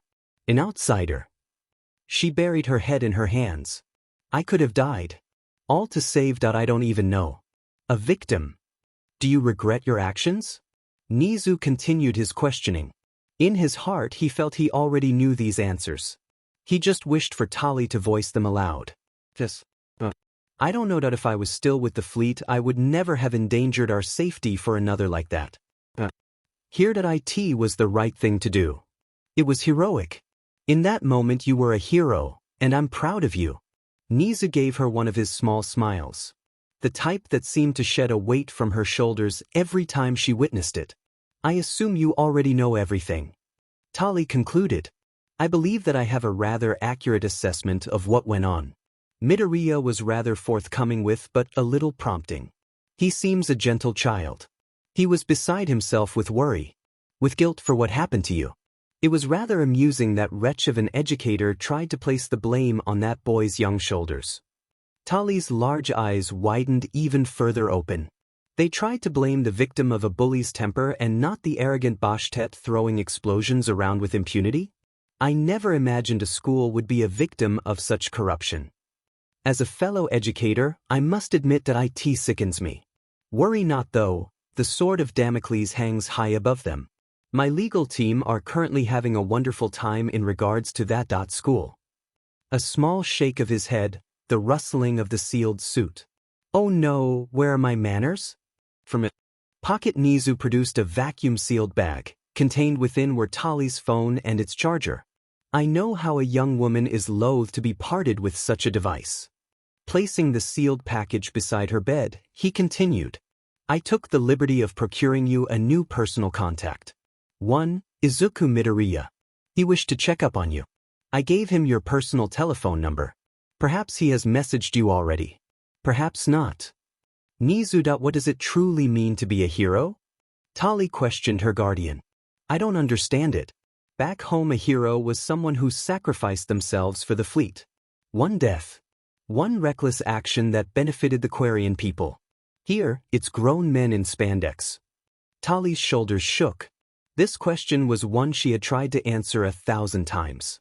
The definition changing with her new domicile. A hero, my dear, is simply someone who does the right thing when it is hard. Nedzu paused, letting his answer stand on its own for a silent moment.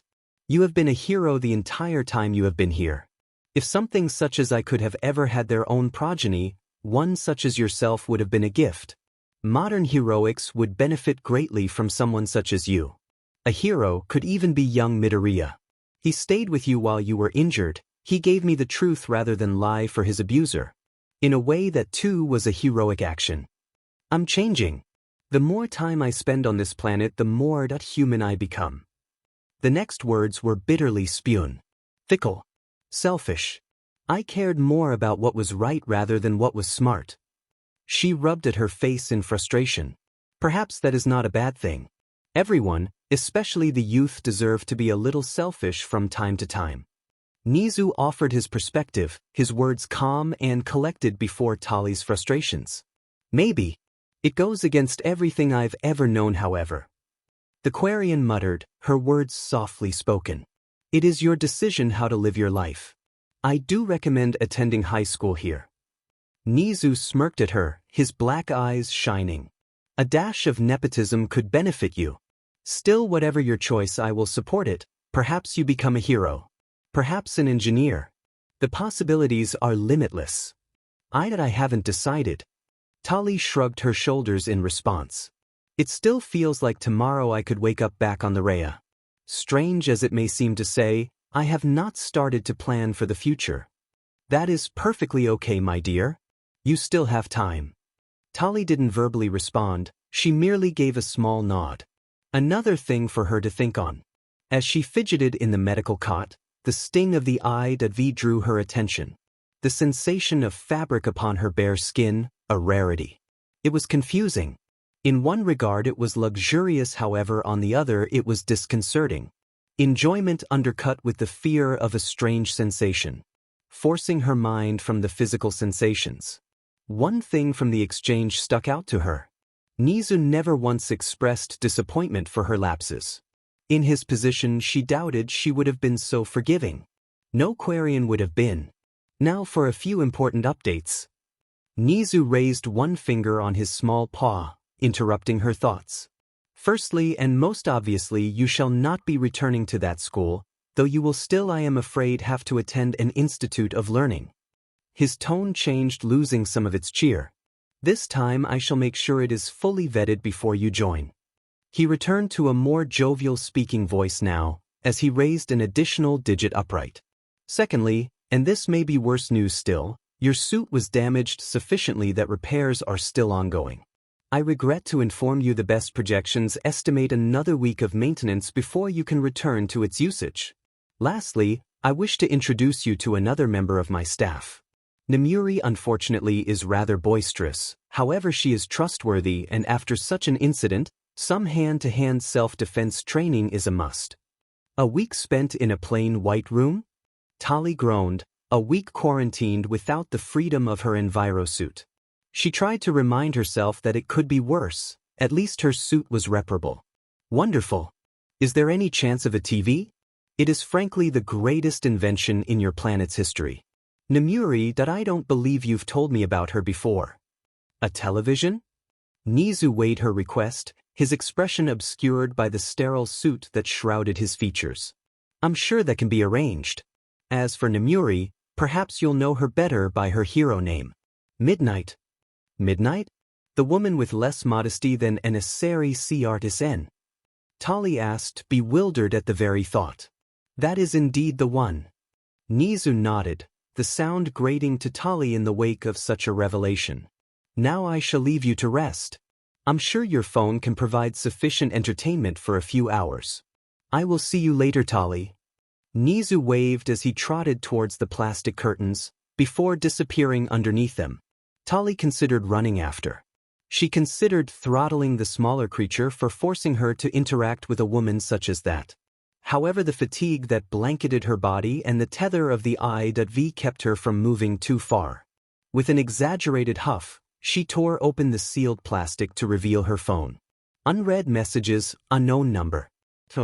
This is Izuku Midoriya. You helped me and you got hurt. Mr. Nedzu gave me your number, so if you don't want me texting you, I'm really sorry and I won't text you again. Sorry I didn't even say anything. I just wanted to thank you, you didn't need to do that. You risked yourself for me, a Quirkless Deku. I don't know what to say.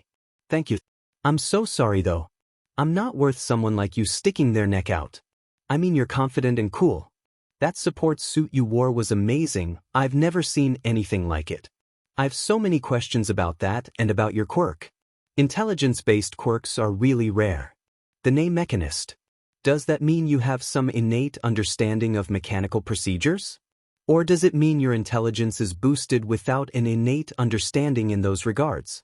Does it only affect basic mechanical systems, or does it extend to electronics? I'm really sorry. I got carried away. I just like quirks a lot. I'm sorry. I'm probably bothering you. I don't even know if you're okay. I hope you're okay. If you can just let me know that you're okay, it would mean a lot to me. You can tell me you don't want to talk to me ever again. That's okay. I just don't want you to be hurt. Not for me. Tali. I'm scared. Are you there? I'm probably just bothering you. Sorry. I'll leave you alone. Thank you though. I'll remember your kindness. Tali stared at the messages for a long time, she was totally taken aback. This was not what she had expected. What could have reduced this boy to such a sorry state? Was it solely due to a lack of a quirk? This world made no sense. One Krogan would tear through a dozen of these heroes like a battering ram through paper. Yet they honestly thought these random abnormalities dictated worth. One thing Quarians understood well. Worth was hard-earned. It was not the result of some genetic lottery. Eventually she began to type. Izuku. I'm just awake. I don't even know how much time has passed. I'm okay. A bit ill, but I'm receiving medical care and I should be cleared in approximately 1 week. Nedzu has decided that I will be moving school once I am back to optimal conditions. You are not to blame. Right or wrong, I made my choice. The only person to cause harm was that arrogant blonde. It is not your responsibility to apologize for him. As for my quirk and my support suit, I am much too tired to get into the details right now. Perhaps later when I have the energy. Take care, Izuku. Know that I do not judge you for something as inconsequential as a quirk. It is irrelevant. Chapter 9. Izuku stared at his phone. For the past few hours he had read and reread Tali's message to him. His eyes stung, the glare of the small screen burnt into his retinas. No one had ever said such things before to him. Even after she had got hurt, she said she didn't blame him. She even said that a quirk was irrelevant. Never before had he heard such a statement. He wanted to call her out on it, to refute it. Yet he couldn't. His mum has told him that Principal Nedzu had adopted Tali, and she had an intelligence quirk. She had to be smart. Smarter than him.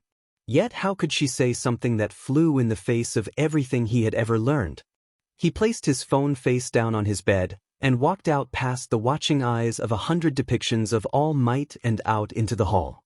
All Might had been at his school. Principal Nedzu had called on All Might to take him to his adopted daughter and to take her away. It had been the strangest day of his life so far. Sitting on the sofa in the living room, he could see his mother scrolling away on her laptop. The sound of his footfalls alerted her. She raised her eyes from the screen. Her eyes swollen and bloodshot, her hair loose and unbrushed. Izuku watched her face crumple as she stared into his eyes. In a flash, she had crossed the room and smothered him in a tight embrace. The warmth of her touch, the growing damp from the shedding tears. The sickly sweetness of her perfume that had dried into her clothes. I'm sorry, Izuku, I didn't know it was so bad. Her words vibrated against his sodden shoulder. I'm a terrible mother. I promise you, you are never going back to that hellhole of a school. Nedzu, he sent me an enrollment form for another school. He's assured me it won't be like Aldra. You will be treated the way you deserve. He was numb. His limbs leaden, his head fogged. His eyes struggling to focus. He didn't know what to say, what to do. All Izuku could do was slowly nod and rub circles on his mother's back. Okay. His words were soft, his eyes looking past her. Staring at the wall. A quirk is irrelevant. He knew what he had to ask. The same question he had asked his mother all those years ago. After some time spent with his mother. Most of which was her apologizing and promising him a better future. Izuku appreciated it. He loved his mother, yet her words did not seem to fully register. Once no more tears flowed, he returned to his room. The very idea of a school where he would be tested differently was enough to coax out a dry chuckle from the boy. He did not have the heart to refute his mother. He didn't want to disappear her. However, he simply couldn't just believe things would be different. Until Tali, no one had ever looked beyond him, lacking something so personal. No one saw past the Quirkless label, except for a transfer student with a strange accent and a superior quirk to most of his bullies. Grasping his phone. The screen dull. A battery warning flashing. He began to type. Can someone without a quirk, like me, be a hero? As he pressed send, a wave of anxiety rocked him to his core. His knees shaking, he let exhaustion carry him down and onto his bed. Izuku stared at his phone screen. It was after midnight and there had been no reply. He couldn't help but wonder. Had she seen the message? Did she dismiss his question and decide he was not worth answering? Had she changed her mind about the worth of a quirk? Or was she simply asleep after a long night? With a sigh, he sat up. Opening up his laptop, he began some additional research. Principal Nedzu. He knew him. Of course he knew him. The world's smartest mammal and the principal of U, Japan's premier hero school. The same place he had dreamed of attending since he was old enough to know of its existence. Despite all this, Principal Nedzu was an enigmatic figure. His career as a pro-hero shrouded in mystery and secrecy. Half of what he had heard was nothing more than rumors and conjecture. Wild theories shared on messaging boards. Through the long hours into the night and the small hours of the morning, Izuku continued his search. While Endeavor had the highest number of cases resolved, Nedzu had the highest percentage. It was near flawless. It seemed that whatever case drew Nedzu's attention was soon solved. One thing that was obvious, yet he had never delved this deeply into it before. Nedzu was intelligent, brilliant, an unparalleled genius. What he was not was physically imposing. He was smaller even than Izuku. His quirk did not boost his fighting capabilities. Yet no one had ever said he could not be a hero. His work spoke for itself. Izuku wasn't a genius. He knew that. He didn't have an intelligence quirk, but he wasn't stupid. Logically, he knew that his grades were good. He had spent years researching heroes and quirks. He had notebooks filled to bursting, notes scribbled in the margins, full on analysis. He had downloaded PDFs and ebooks detailing quirk analysis and counseling. He had oftentimes told himself that if he didn't have a quirk, his notebooks could be his entryway into heroics. Although sometimes, late at night, his inner self whispered that he was deluding himself. That research could never make up for what he lacked. Nedzu suggested an alternative. It was something to think about. Perhaps he could one day figure out what path Nedzu had trod towards such a future. Izuku grabbed a fresh notebook. He opened it to a blank page and wrote one word. Cure. Below it he began to scribble. All Might. The symbol of peace. Unmatched in power by any villain, bringing hope to everyone. Just a smile is enough to reassure someone that no matter what, everything will be fine. Endeavor. The number 2 hero. The man with the most prolific work rate and cases solved. The highest rate of villain captures. Leader to an army of sidekicks. Public perception is largely negative. Nedzu. Educator first. Hero second. He had solved cases that stumped both heroes and the police force. Most people didn't even know he was a pro-hero. More and more examples. Summarizations of a hero's career and their ethos. They all differed in their execution. It left him wondering. A question he had never truly thought about. What is it to be a hero? He had thought long and often about saving people with a smile. Bringing hope to people. Yet not all heroes acted like that. What was the common denominator? No matter how hard he stared at the page, he could not find an answer. It was there, he knew it. Yet it was far beyond his reach. Suddenly his phone began to vibrate. Startling him from his thoughts, blinking he looked around. Sunlight blanketed the room, spilling forth from the cracks in his curtains. Exhaustion hit him all of a sudden. He rubbed at his tired eyes before picking up his phone. One unread message. Tali Zora Suzuki. What does having a quirk have to do with being a hero? I do not understand the correlation. Let us imagine a scenario, a burning building. An orphanage, full of frightened children. Scenario A, a quirkless man. A petty criminal on his way home from a robbery passes by. He runs in suffering third-degree burns in a matter of moments, yet despite this he rescues several children. He dies in the act and no one ever thanks him. Scenario B, a pro-hero is called. When he gets there he realizes that his quirk is a poor matchup. He calls for backup. While he waits, several children burn. Eventually a hero with a fire resistance type quirk arrives. He saves the rest of the children, but casualties are high. Which of these is more heroic? Someone quite recently told me, a hero is someone who does the right thing even when it's difficult to do so. They also said that by this metric you are already a hero, for you told the truth in a difficult situation. Ultimately, I am not the arbiter of this decision. A hero is but a man. Izuku couldn't draw his eyes away from the screen. Once more he read a text from Tali over and over, without making any headway. He didn't have an answer. The first option was barely removed from the action of a vigilante. Yet he couldn't fault the man. Someone like him, sacrificing themselves to save an orphanage full of children. That was heroic. The second option was, however, the right thing to do. It was what every hero school taught. Delegation. Risk management. It saved lives.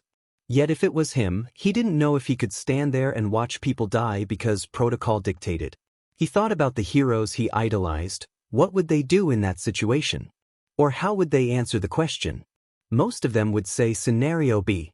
Principal Nedzu would weigh the risk versus reward ratio. He would favor the needs of the many, regardless of the moral implications. Endeavor would be much the same, his rationale would be different. Yet the outcome would be the same. Endeavor was a consummate pro. Despite the complaints regarding his demeanor, no hero lived by the book more than him. Nedzu followed his own rules. All Might broke every rule. Endeavor embodied the scholastic definition of heroism better than even the symbol of peace. All Might. The number one hero would rush in no matter what, without backup, but he wasn't All Might, no one was. Regarding situations akin to Scenario B, All Might had released numerous PSAs regarding similar topics, how civilians shouldn't endanger themselves, that they should leave it to the pros and the police. Yet he also remembered saying that a hero is someone who sticks their nose in when it isn't wanted. To save people. That was eerily close to Scenario A. His deliberations only seemed to fog his mind further. Emotion warred with logic. He began to type out a reply, his hands shaking with every button pressed. He buried his head in his free hand before deleting the message in its entirety. Eventually, after numerous drafts and whispered deliberations, he finally settled on his reply. Though he was still unhappy with what he typed. Tali. I don't honestly know. I can't honestly answer it. Scenario B is right. I know it is. But I want to say A. It's what feels right. You're so unlike anyone I've ever met before. Nobody has ever said that being a hero doesn't require a quirk. Every time I've seen a pro talk on TV, that's what they always talk about. Kakin and everyone in school, they always talked about who had the best quirk to be a hero. It's funny, out of everyone at school, you're the closest to taking a spot on the pro-hero billboard charts. I don't know if you want to be a hero, especially since you don't seem to talk about heroes the way everyone else does, but I believe you could be a hero. A great hero. Chapter 10. 1 week since the accident. 1 week spent in a clean room. 1 week her face bared to the world, even if only one other was there to witness it. 1 week since she had received Izuku's last message. 1 week in which she had chosen not to reply. Tali faced her second first day at a new school. This one was further afield from Yuta, her home. The commute was grating and inefficient. The trains took too long to get anywhere, and that had left her alone with her thoughts. The anxiety of how this school would present itself to her. The touch of fear that gnawed at her mind, that she fought with in the quiet hours of the early morning. The worry over her suit. Her plans on how to ensure no such incident would occur ever again. Yet what she kept circling back around towards was that text message. She could be a hero. She still did not know how to respond, nor how to feel.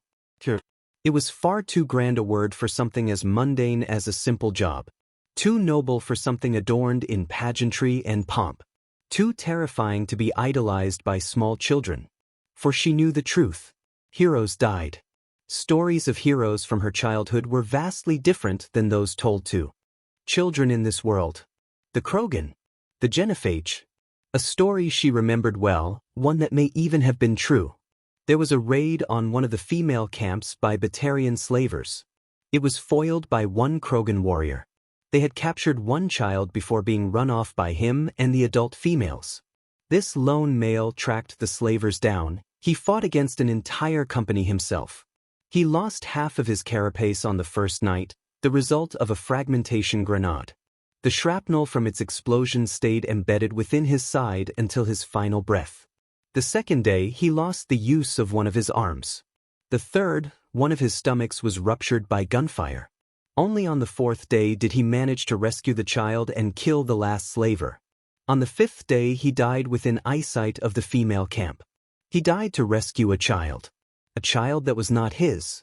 He died because a child's life mattered so much, because of a plague inflicted upon them by the other races of the galaxy. Outside of stories of fellow Quarians, this one story always stayed with Tali. She could not conceptualize a greater hero than that nameless Krogan. Compared to that, what were these heroes truly worth? As she stood before the gates of this new school, she wondered, what type of hero could she be? Would she be like the Krogan warrior? Or would she become more like these humans? One who takes on the mantle of greatness for a day job? Could she perhaps find her own path? One between these two frameworks? This she could not answer. So how could she respond to someone calling her a hero? Oh my God! You look so cool. A loud, excitable voice freed Tali from her introspection. Raising her head upwards, searching for the speaker, Tali spotted someone whose appearance was almost enough to make her homesick. She looked almost like an Asari. If Asari were bright pink with human hair, black eyes and horns. She knew that was a great deal of difference, and yet it was the closest she had seen to home in the years since she had found herself stranded. The excitable girl bounced over to her, her black eyes and gold scara shining with excitement. That totally looks like some kind of funky high-tech alien spacesuit. But I need to see it without the uniform. Not that you're not cute in the uniform, 'cause you totally are. Tali watched the girl perform some sort of strange dance as she spoke. But still, this is so much better. Tali was torn between regret and gratitude that her visor hid the utterly flabbergasted expression that twisted her features in that moment. "Hello?" Tali queried, unsure of how to even react. "Oh, sorry, I got carried away. I'm Mina Ishido, just call me Mina though." This was the girl's wide-eyed introduction. The whole time she spoke, she seemed to vibrate with energy.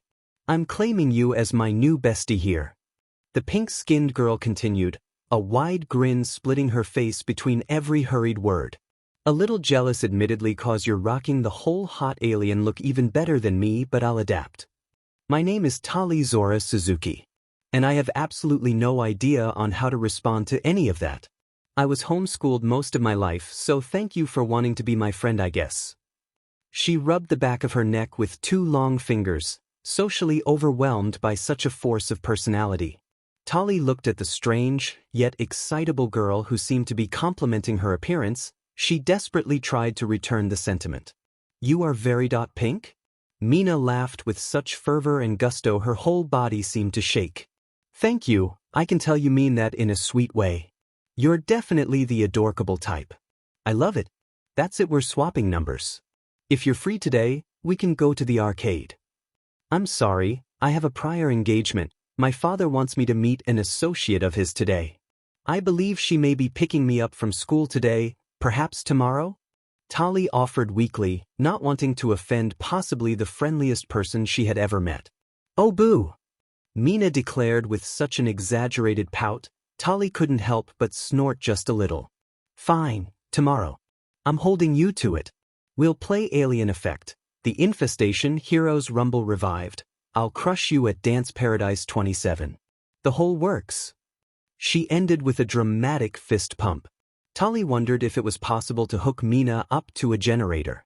Being crushed sounds unpleasant. I would rather remain unbroken. Tali tilted her head as she spoke in a deadpan tone. Mina could not tell if the other girl was serious or joking. It didn't matter though. She still laughed. "You are precious. What class are you in? Is it my class? Oh, I really hope it is. We can be alien buddies. First the arcade, then a sleepover. Then we can be a hero duo. The amazing alien babes. Wait, that sounds kinda crap. We'll work on it together. I am in a Miss Kazuki's homeroom class." Tali answered this part at least with certainty. I still do not know what to say to almost any of that. "You seem to enjoy aliens, I presume? As for everything else, why don't we start with the arcade? That seems prudent before branding." The ringing of a bell interrupted their conversation, saving Tali from her own social ineptitude. Suddenly, a warm hand grasped her own. "We've got to go, or we'll be late. We'll talk at lunch," Mina hurriedly proclaimed before dragging Tali away into the school building proper. The young Quarian was shocked by the surprising strength of her new self-proclaimed bestie and the speed at which she was carried away. Panting heavy breaths that threatened to fog her visor, she was soon face to face with another surprise. One that reminded her of her earlier quandary before the bright pink distraction that had changed her day. "Izuku." She breathed out, catching sight of a familiar green-haired and freckled face. The weight of his gaze weighed heavily and awkwardly upon Tali's shoulders. A meeting interrupted by the classroom door swinging open. Tali noticed the questioning gaze of Mina following her throughout their morning classes. She thanked Nedzu in her head for going over this material and more in his efforts to educate her on her new world.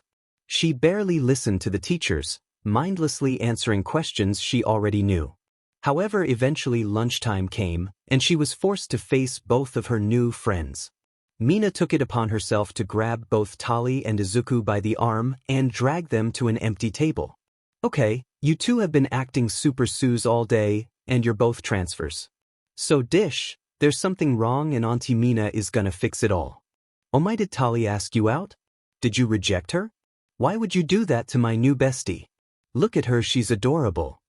Izuku turned several worrying shades that Tali was sure humans weren't meant to display, especially not in such quick succession in response to Mina's words.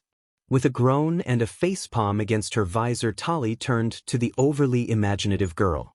No, Mina. Nothing like that, and not so loud. Tali hissed in response.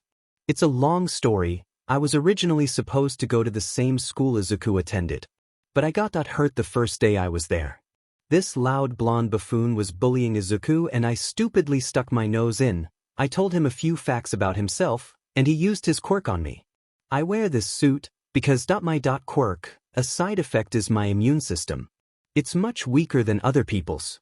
He blew a hole in my suit and I got sick.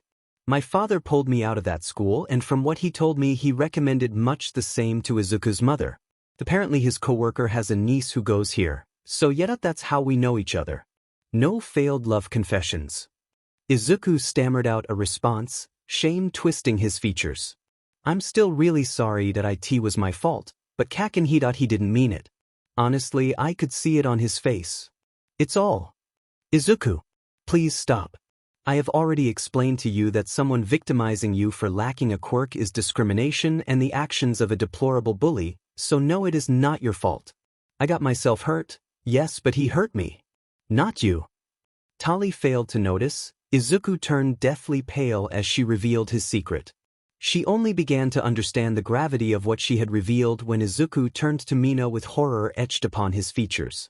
Please don't tell anyone, Ishido. I'll do anything, like I can help you with your homework or you can beat me up yourself, just don't tell anyone that I want a few days before anyone else knows. Izuku quietly begged, tears streaming down his face. Hey wait, Greenie.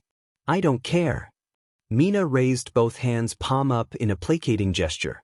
Just cause you're quirkless doesn't mean I'm a bully, that I hate bullies, okay? She shook her head, disgust twisting her ever-present smile into a sneer.